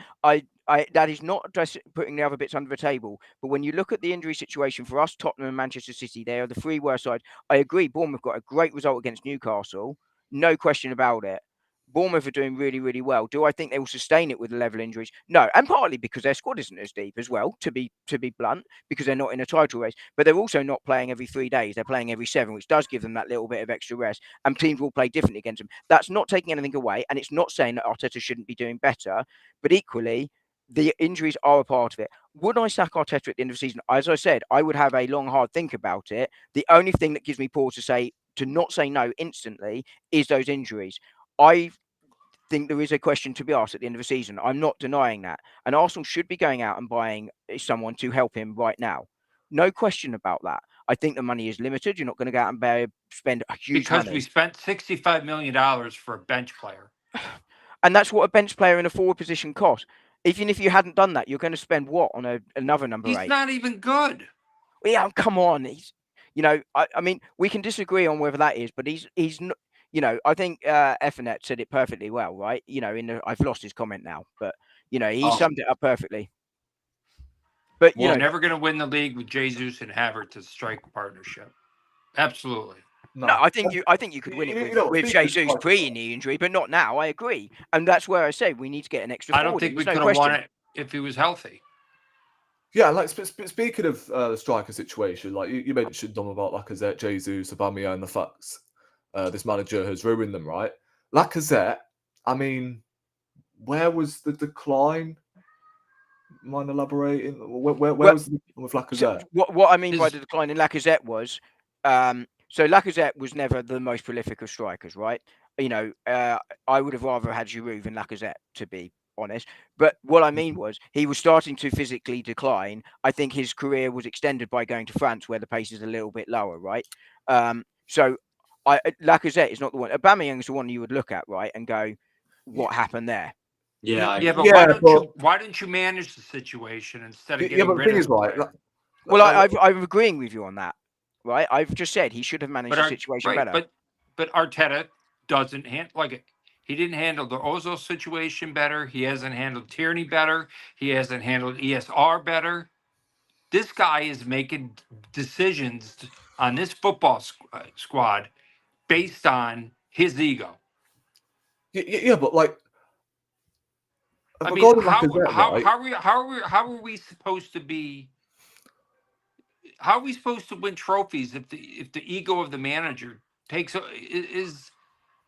I mean, he's got yes men all around him. He controls everything at that football club. Yeah, I mean, look, regarding Lacazette, right? He got Player of the Season under Unai Emery. So how was he possibly on the decline as a footballer? Well, I don't think anyone was great under Unai Emery, but you look at Lacazette. Like I said, he was never prolific, and I just think physically he was already starting to. He was better than Kai Havertz. Yeah, but the thing is, he was Player of the Season for a reason. So he wasn't really on the decline as a footballer at the time. Jesus, right? Yeah, we can talk about the knee injury, but how many knee injuries does this guy have? Because we've had to throw him back into the deep end. Right, he's had so many. Like that knee injury back in November when we first signed him, that wasn't the only one. He's had like 4 or 5. And he's just had this time an ACL to his other knee. So that's him done because we've run him to the ground pretty much. Pretty much every game because we need him. We need forward players on the bench. And then but Aubameyang, like. But you look at our exactly why. Let me just ask you guys this: who's the best right back at the club? Best right back? I'm sorry, best left back. Best left back. He's up there. Cooper, Tierney. Come on. I'm just asking you guys. I want to know. Tierney, right? Tierney. So the guy can't invert. So you don't have to invert him. Yeah. He's still a player. We've spent. How many windows have we signed center backs to play left back? How many windows? Because if you look at Zinchenko, Kivior, somebody help me. Who else? Calaflori. Right? 3 years. Like, what are you looking for? I mean, do you pay attention to the youth squad and what they're doing? Because if you saw Miles Lewis Skelly, he's better than all the signings you've wasted your money on. Yeah, and you look on the opposite side as well. Like, who's the Saliba backup? Right backs. Nobody. Tomiyasu, Timber, Ben White. If he's there, Timber. Yeah. Right. Shifty. Ben White. If you know what I mean. But the point is like he hasn't. Yes, he's got us to second place. But when there's injuries, you need proper players on the bench in every position to handle your business. Yeah. We don't have that because he has wasted money on left-footed center backs. Kai Havertz, who can't do anything, he was a flop at Chelsea. We had 3 years of watching him at Chelsea. He didn't do anything. That's why they got rid of him. But He won in the Champions League. great. I mean, don't He's get me got wrong. that He accomplishment. he wasn't good at Chelsea. I'm not defending Chelsea. But he's got that he could. He scored in the championship. Like they won the. He's got that for the rest of his life in his memory bank, man. He can always point back to that. That's a great moment in his career. But he hasn't had a great moment in at his Arsenal career. To me, when you spend that much money, you need to really, really put out. It's like going on a date, right? You know what I'm saying? You take them somewhere expensive, you expect more. You take them someplace cheap, you don't expect much. But if you get it, you get it. But to me, it's like he's wasted. Like this manager has just wasted so much fucking money that we don't have replacements because we've played the same 11 players for 3 years. There's nobody to you're right. This goes back to injuries, but it goes back to not having proper players to back these guys up. Who was that? We said also, oh, we need a right wing play behind Saka. Did we sign anybody? Nope. We needed a striker. Did we sign anybody? Nope. We all knew Jesus was done after he did his knee. You stop playing him. You let him come in a little bit. You get rid of him for a price that you hope you can get rid of him for $30 million. Now, we're not going to get anything out of him. I hate to be like ruthless about it, but it's the truth. He's done. His career in this league is done. And we're not going to get the $35 million or the $45 million. Look, we needed a striker, and we signed Jesus, who's predominantly a winger. We still didn't get a fucking striker. I think this is an example of Arteta. Like at the time, he wanted Osimhen, and he still does. Like this is what I'm saying. It's just linked FC. Arsenal are monitoring. Arsenal are about to send an inquiry. Arsenal exploring Rory. In the summer. Exploring, But it says Rory, in the summer at the end of the report. I'm just saying, like, look at you got to look at the people who are buying these players. Who the fuck gave who in the world agreed? Oh yeah,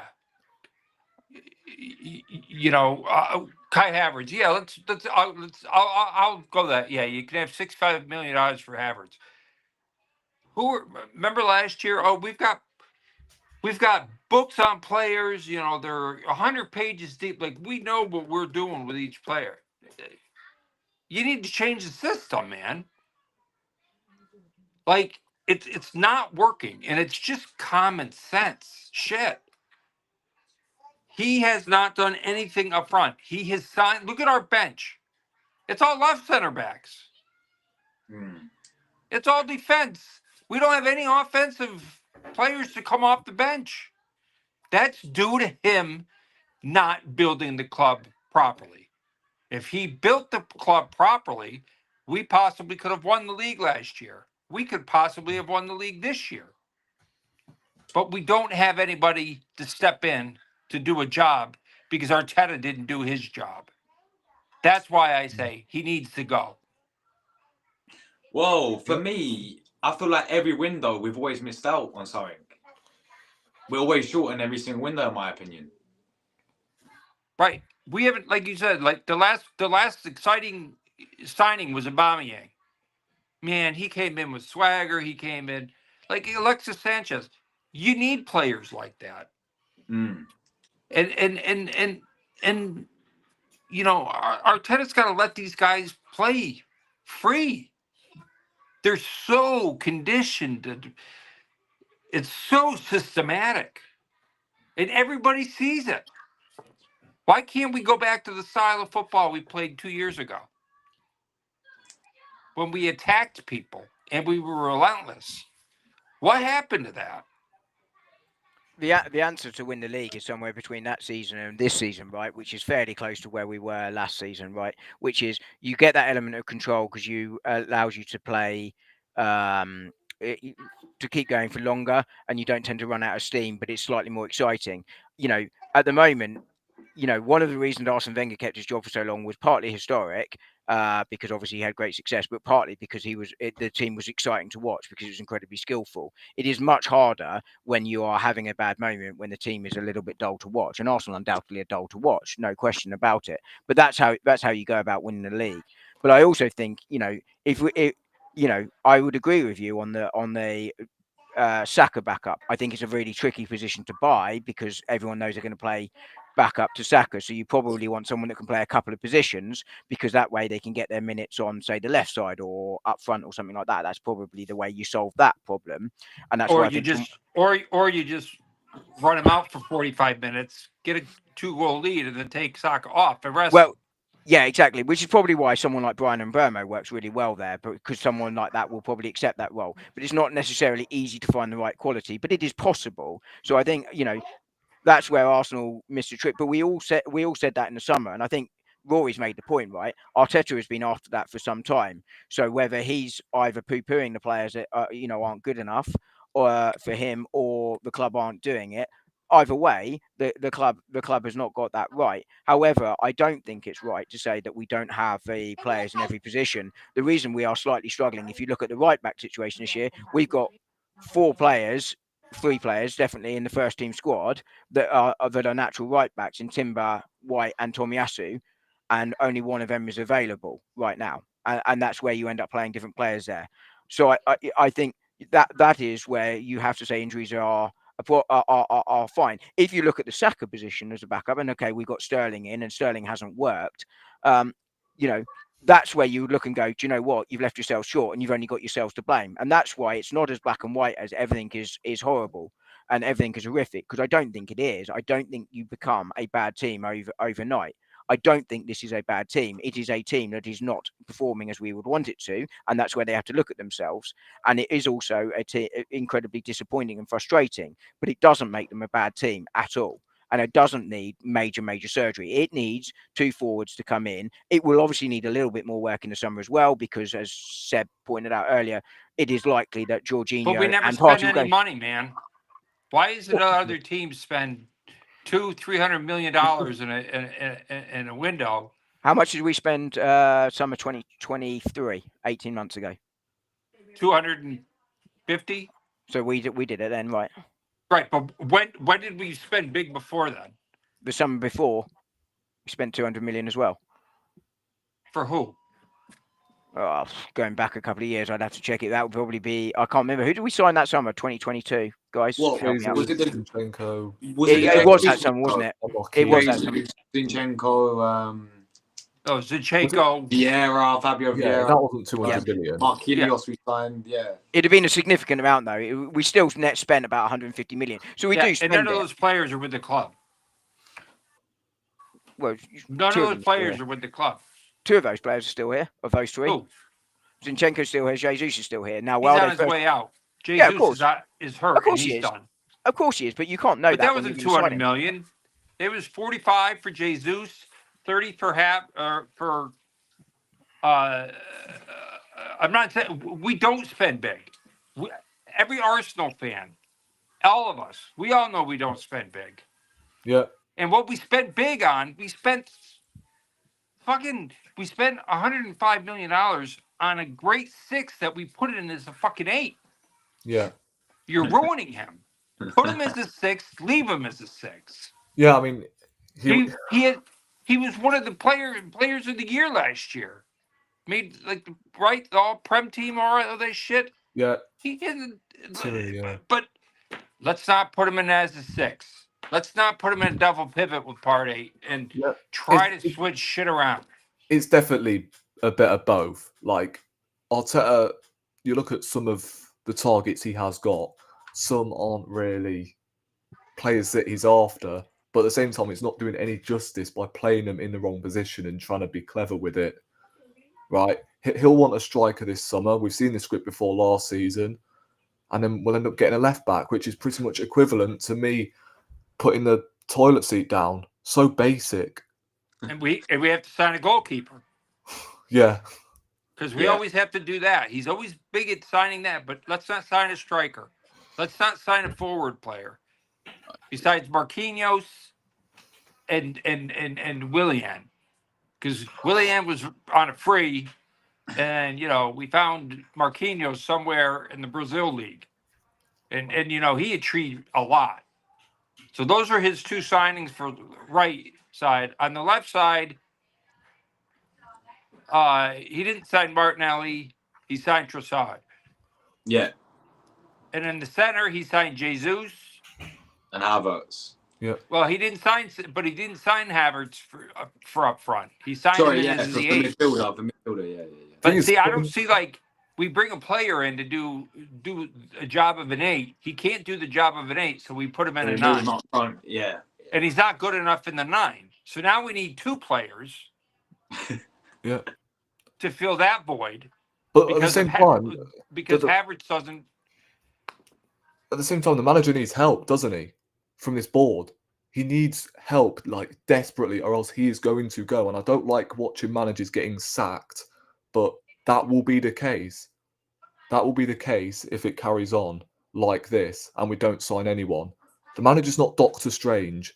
He can't flip in work magic with the players he's already got. He's not that. But he's put himself in that position. That's my point. Yeah. He's put himself in this position. But I think at this rate, if Arteta doesn't win anything, obviously I want him shifted on at the end of the season. If he doesn't get shifted on, then I'm going to want them lot upstairs out as well. Because it's not Arteta's fault, from that perspective. It is in the way that they backed him with $800 million. It's not Mikel's fault that if he goes wasted money and he stays on. It's not his fault if Arteta goes trophyless and he stays on. And he will stay on if he goes trophyless. Yeah. So whose fault was that?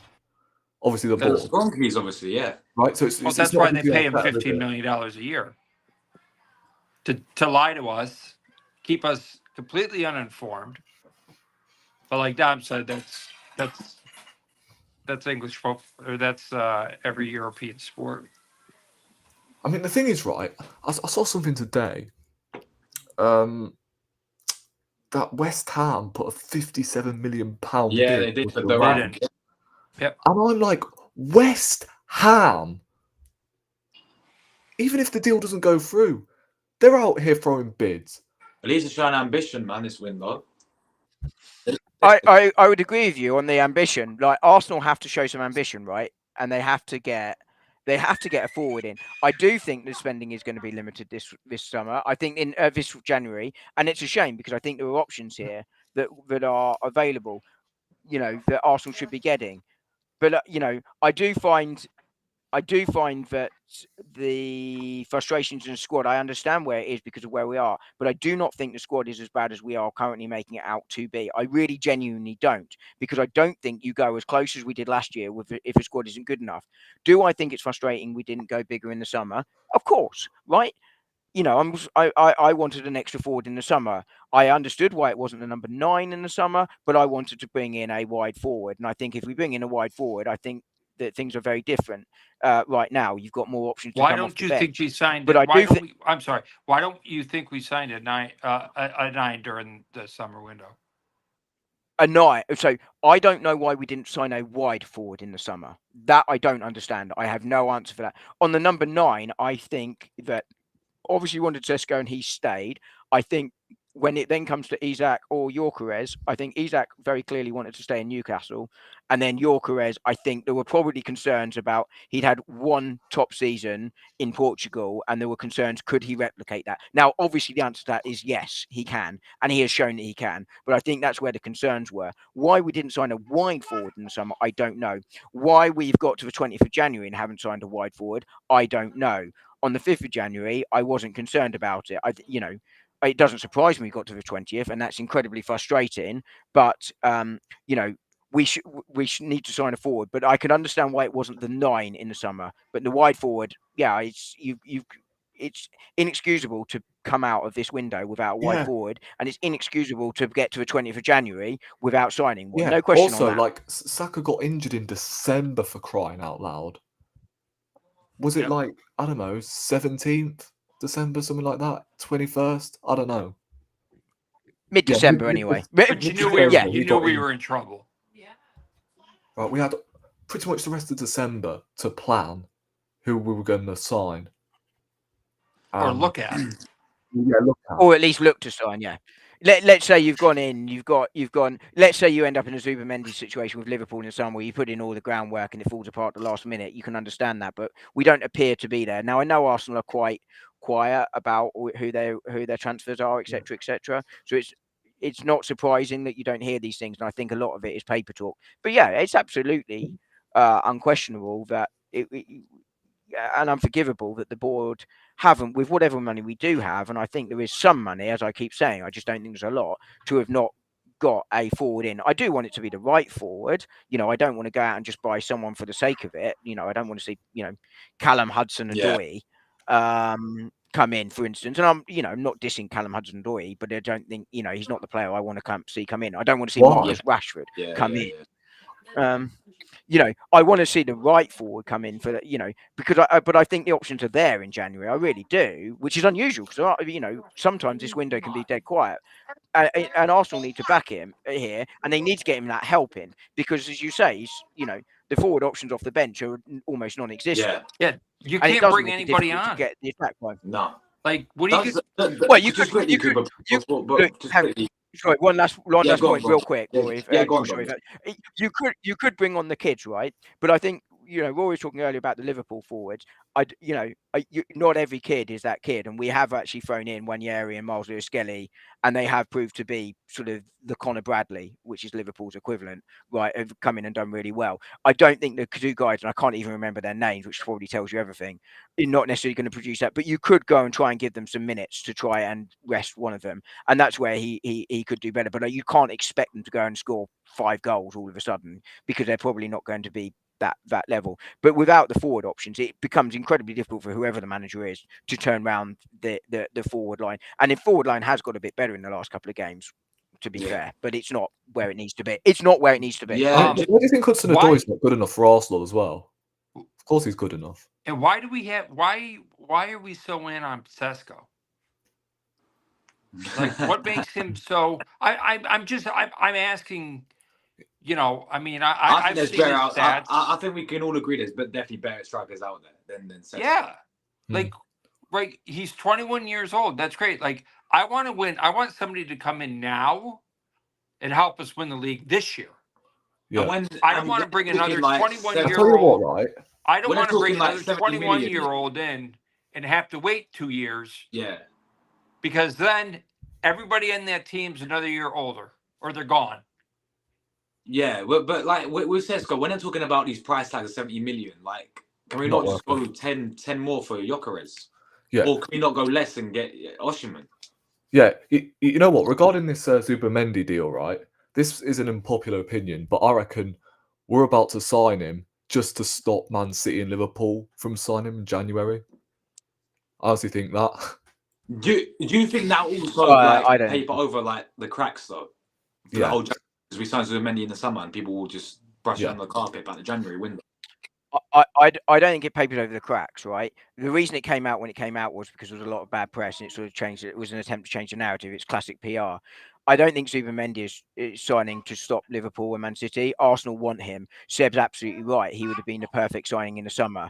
I think the reason it's a summer signing is simply because I think his he believes in his world. He gave his word to Real Sociedad he would see out the season. I think that means something to him, and I can respect that. So I think that's why it will be a summer signing.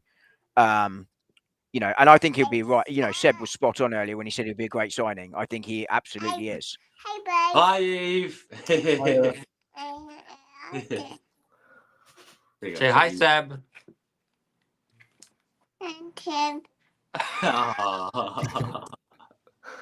Merry Christmas. Merry Christmas. Are we getting it in early for next year or late for this one? Just gone. Eve, who's this? What is? Who's this? No, Who is that? I don't know. Arsenal. Yeah. Girl. Oh.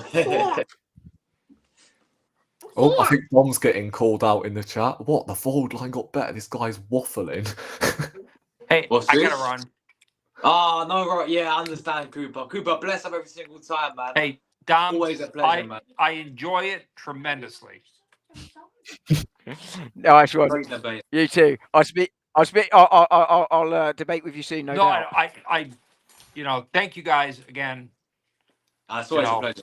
Always Thanks a pleasure. to, you know, the community and all that stuff. If you, you know, make sure everybody likes and subscribes to the channel. You know, Bless up, Cooper, man. take care, bro, guys. you're a Thank legend, you man. again. Take care. Speak to you soon, bro. See you soon, man. Big up, Cooper.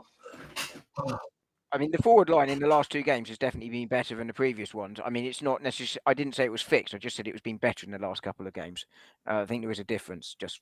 I mean, even on Wednesday, we were missing chances, weren't we? Yeah, and that someone needs to put them away. Yeah, and that's where Declan Rice is right. You know, and it's where you can see Arsenal, both Arteta and the players, you know, desperate to get some forward help in here. You know, you don't say what you say in public. You know, if you're not absolutely desperate, you know, you resort to that when nothing else is working. Yeah. Yeah, guys, should we move on? Let's go to Champions League. Obviously, Wednesday. We're back after, I think our last game was against Monaco. We're obviously in a very good position right now. I think Seb will know this better. Is it only a point we need to finish top 8, Seb, against Zagreb? Or is it to win 2 of the games? I think we might need to win. I think we probably need to win. I think one win will do it. A win will do it. I think it's 3. I think it's 3 points. I think we technically need 4, but Seb will probably know. I think because the other teams play each other, therefore 3 is enough because they can't both get. A certain number of teams can't get 6 points because they play each other, and that's what makes 3 enough. But yeah, anyway, like we're in a very good position in the Champions League. Anyway, we will, I think, make the top 8. But yeah, up against Zagreb. Now, I didn't actually know this, but they got new manager bounce. This is going to be, and I'm sure you guys, even though you know nothing about Zagreb, Fabio Cannavaro is the new manager. So yeah, they're going to get a new manager bounce. Do you not watch him every week? Yeah, mate, I'm absolute legend. Does he have any managerial experience? Yeah, he managed Udinese for a season, but didn't do that great. I think he got sacked in like the first 2 months or something. Oh, right. Not that great managerial wise at the moment. But you know what it's like when teams have manager bounces, like because they're doing awful. I think they're like 3rd place in the Croatian league. Obviously, I think you guys remember when Bayern Munich battered them like 9-2 as well earlier on in the Champions League. So yeah, they're not doing great this season. But yeah, listen, I'm expecting a win. Obviously, we'll get into the team in a minute on what I went with a very different and a very bold team, which I'll share in a minute, in my opinion. But obviously, we've still got quite a few injuries out. Players like Calafori, I think, still a doubt for the game as well, which is a shame because I think we could have played him centre back for this one. But I'll come to you first, Seb, mate. We've got Zagreb on Wednesday. How are you feeling against the game, man? Yeah, well, we're Arsenal. We should be winning this game. There's no excuses. Should be winning it. Yeah. Yeah, I think they'll get it. I think they'll get their job done, but we can't take it lightly. That's all I'm going to say.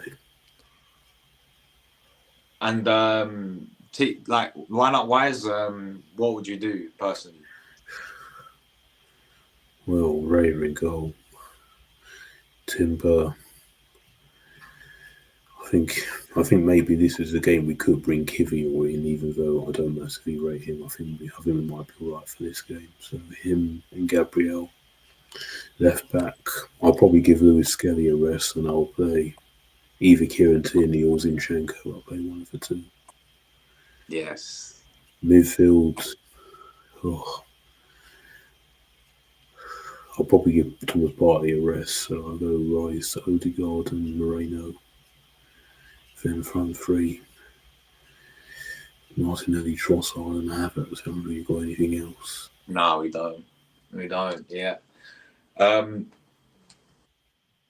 Josh, do we know when, or anyone really, do we know when Calafiori's due back? It says. He's back in training, isn't he? Yeah, he's back in training. He says it's doubtful at the moment, so like Yeah. he could feature, but he could not. Like one of those ones. So Tommy Asu's also I'm back hoping in he's back. training. Hoping he's back. I really am. Tommy Asu's also back in training.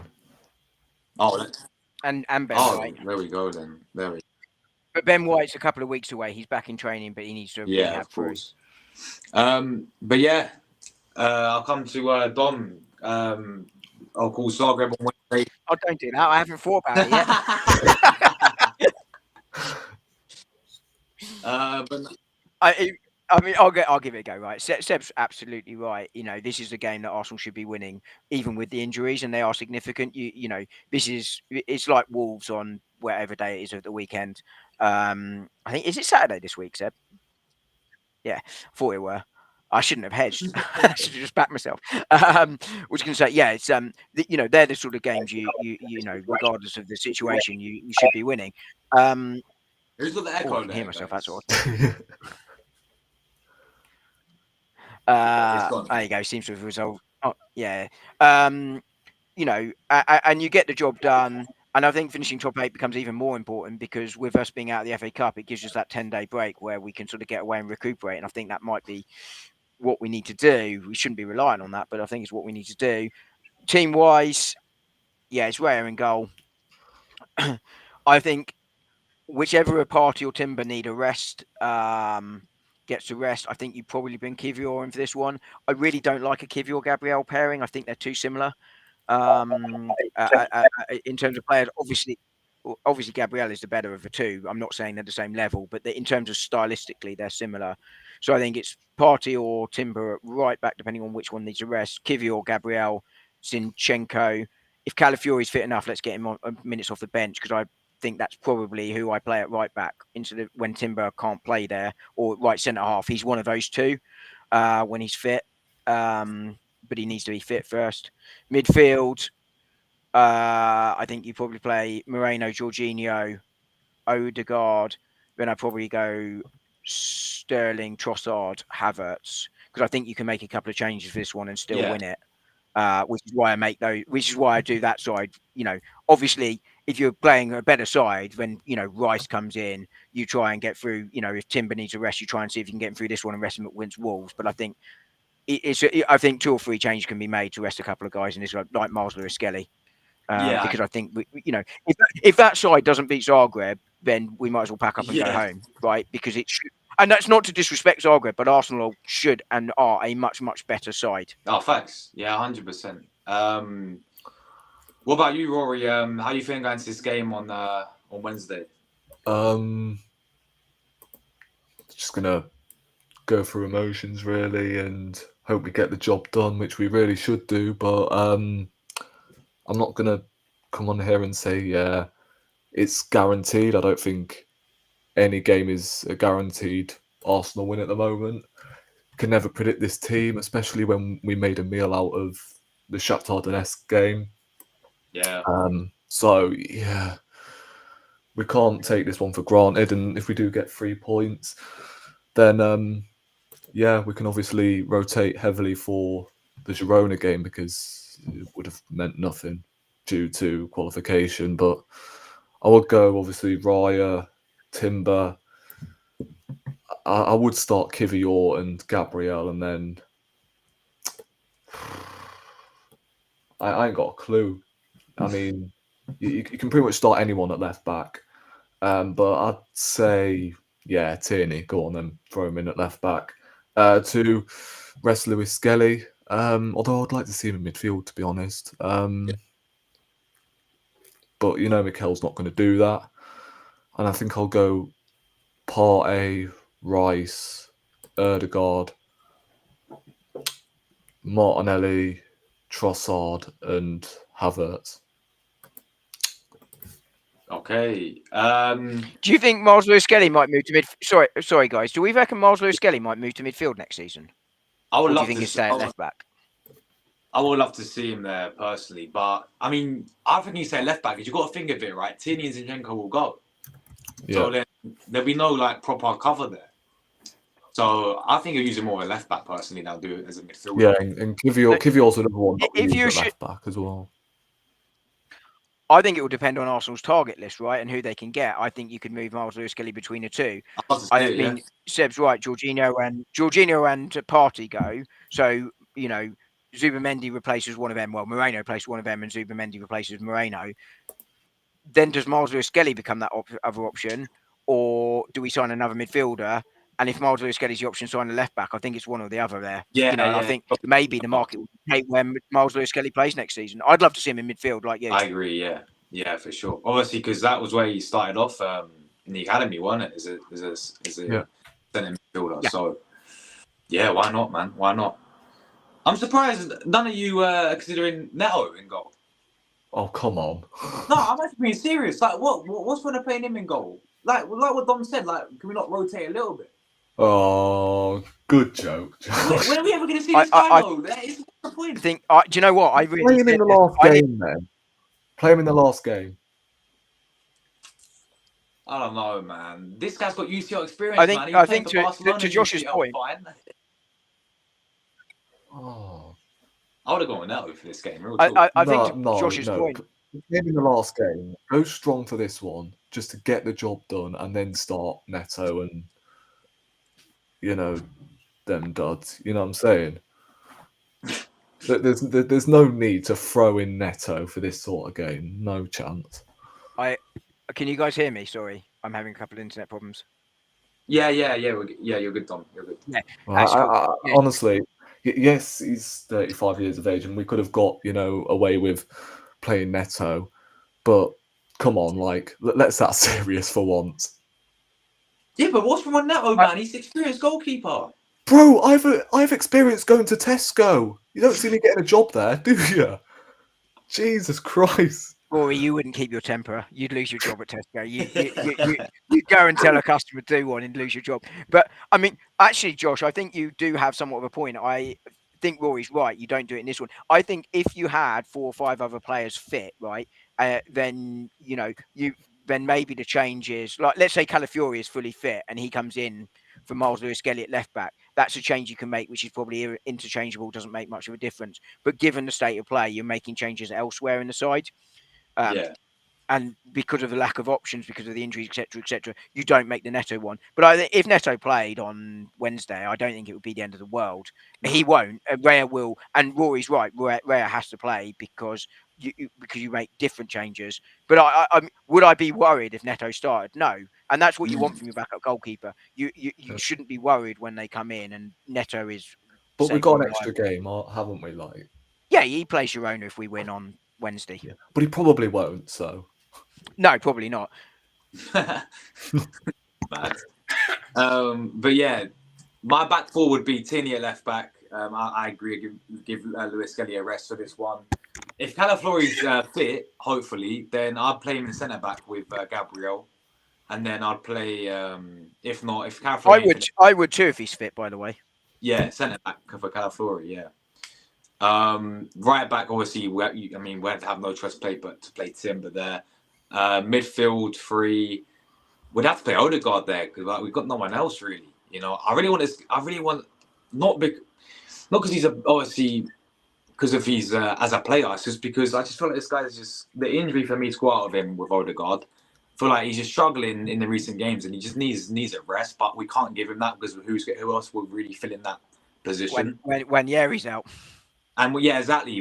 The one year would have been that guy, but he's also injured as well, So yeah, we have no choice to play Ødegaard in there. I'd go I actually agree with the Jorginho shout. For this type of game, I'd play him in there, maybe alongside Partey or Who Rice. mentioned that? Me. Dom. Oh, Dom. right. Yeah. I'd go with him as well in there, to be honest. And then the front three, I would. This won't happen. I say this every single week. I want to see Martin down the middle so bad, man. But he won't do it. He'll play Havertz there. My front three will be Martinelli, Sterling, and then Trossard. But it's going to be Trossard, Havertz, and probably Martinelli or Sterling. So yeah. And the crucial thing here is going to be going out getting early goals, right? Yeah, facts. That's why I've gone 4-1.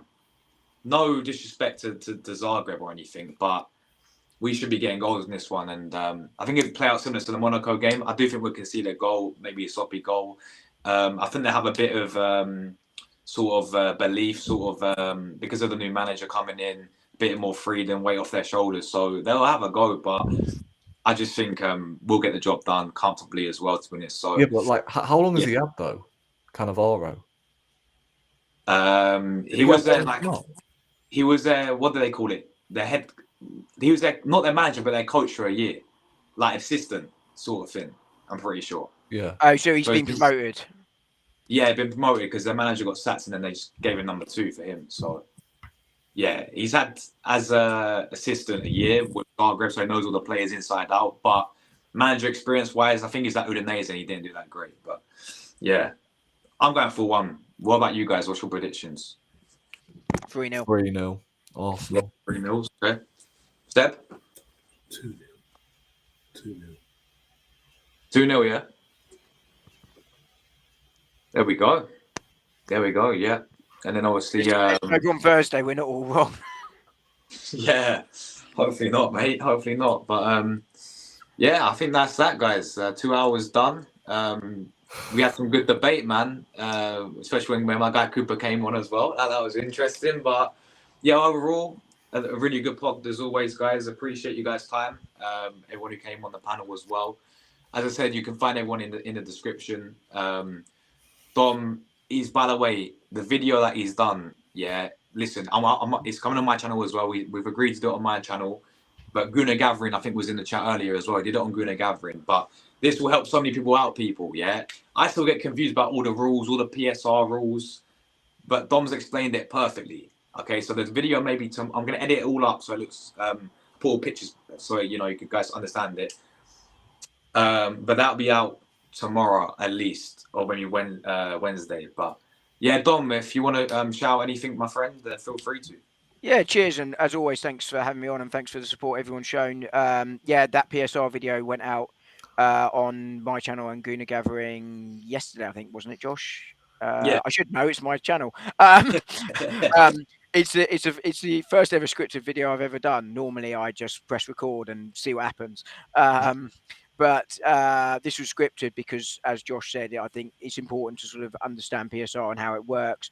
I've had a little look into, as best you can, Arsenal's finances, sort of try and work out where we are. It's always difficult because they're not publicly available. But yeah, please do check that out on my channel, but also on Josh's tomorrow, because that will have pictures which will really help with that. Hopefully, if I can get big enough, I can start doing that sort of stuff just to make things better. But yeah, there's that. I had a video today on the right back situation. There's no good options, right? If Timber's unavailable, you just got to hope those injuries get back soon. Like you, Josh, Calafiori would be my pick, but I assumed he was unavailable and went through what the options are, and unfortunately they're not great.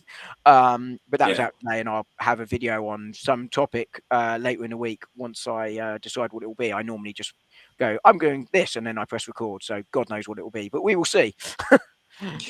Nice one, man, as always. Just quickly, I was going to ask you guys this, because you may know. Is it the window shut on the 3rd this year? Yes. Yeah. Is it? I swear this is like new. Why did they do it on the 3rd? Do anyone know why? Or is it just happening? No idea. Just happening. Yeah, it's a Monday. It's a Monday, right? I mean, I suppose. I don't know why they're not closed on the Friday, which is the 31st, right? But there you go. So there we go. Yeah, there we go. We got the 3rd. So yeah, it goes. There it goes. Seb, do you want to shout anything, my friends? No. You any articles? Might have one this week. I'm going to write it soon. What's he going to be on, Seb? I don't know. I'm still thinking about it. Ah, he's taking my approach. Make it up as he goes along. Probably about Saliba.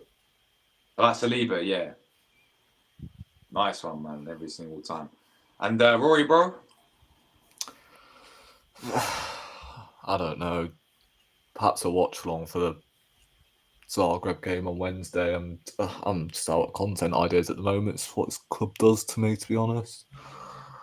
It's difficult with content, isn't it, really, when you're playing matches all the time? Yeah. Yeah, that's true.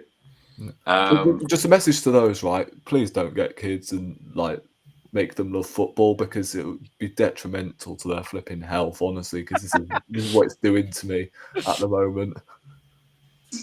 Just don't make them love football. Do you know what? It is one of those ones, isn't it? It's such a painful experience sometimes. And most importantly, don't make them love Arsenal as well. Neither of my two support Arsenal.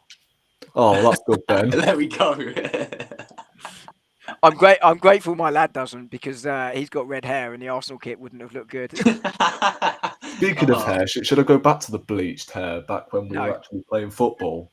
What you're going to Ben White it? Yeah, I might have to, because we're actually playing football. And I thought, you know what? I'm not going to bleach my hair this year, because, you know, that's probably bad luck charm. It turns out we're playing worse, so I might just re-bleach it again. Oh, so it's your fault? Well, yeah, obviously.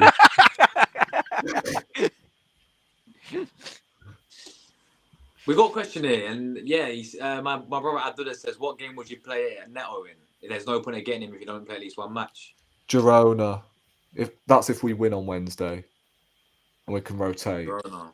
Okay. I mean that's the game you play him in, but I don't think it makes it pointless signing him, right? Because you sign a backup goalkeeper to play when the first choice goalkeeper isn't available. Well, like, why didn't he play in the FA Cup then? Like, he's cup tie for the League Cup, and then in the FA Cup you have a perfect opportunity to play him against United. Yes, it's United, but like even United were playing their number 2. Yeah, I've never understood this playing your number 2, just for one-off games. To be honest, I really haven't. Yeah. I've never understood it. And I know do it's you think become Neto sort of would have done the thing worse? to do, but I've never understood it. Never used to happen. And I Do know you think- things change, but Do you think Neto would have done worse than Raya in that penalty shootout? oh I don't god, Raya was awful in that penalty shootout. Yeah, do you think he would have done worse? I think I would have done better than Raya in that penalty shootout. Yeah. To be fair, but yeah, I mean, I don't think it makes a Neto a waste of time. You need a backup goalkeeper, and if they don't play, it's not the end of the world. Well, we bought Tommy Setford. We might as well have used him. So Rory, you would have started Neto in the FA Cup game. Yes, I would have started him, because Yeah. that's So what- when I say start in Champions League, what's the difference? Are you seriously asking that question? Bro, that was Man United we was playing at Emirates. Big game. Yeah, in the FA Third Cup. round. Yes, We're what's with talking in Neto the against Dinamo Champions Zagreb in the League. Champions League. We're talking in the Champions League, bro. Yeah, but if you Yeah, lose you on will Wednesday, be you've got a for second Zagreb. chance. This Yeah. is what I'm saying. I mean, Josh has got One a point game in the here. FA Cup and you're flipping out if you lose. Yes. That's it. So why would you have gone Neto over Raya? Whereas at least in the Champions League, if you lose on Wednesday, you've got a second chance against Girona. Yeah. Yeah, there you go. Yeah, but Just then defeating why your would you own have started argument. Neto, not Raya? In the FA Cup.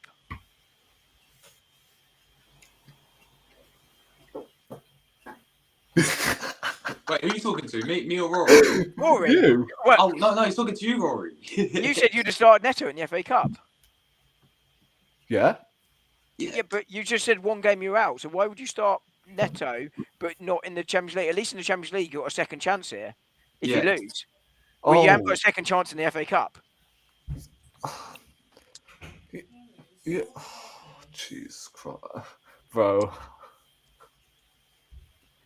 I don't know. I mean, don't get me wrong. I think Neto's perfectly fine. I've no problem with Neto, and it's not. I'm not that bothered if he doesn't play. Right? He comes in, he does what he needs to do. But you know, Neto's perfectly fine. I've no problem with him. But the difference being is like the FA Cup is the domestic competitions.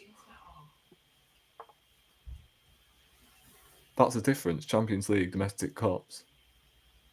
Oh, the Champions League's more important, yeah. But my point is, you've got a second chance if you lose this week. But I mean, it doesn't really matter because he didn't play, and he's not going to play on Wednesday either. Yeah.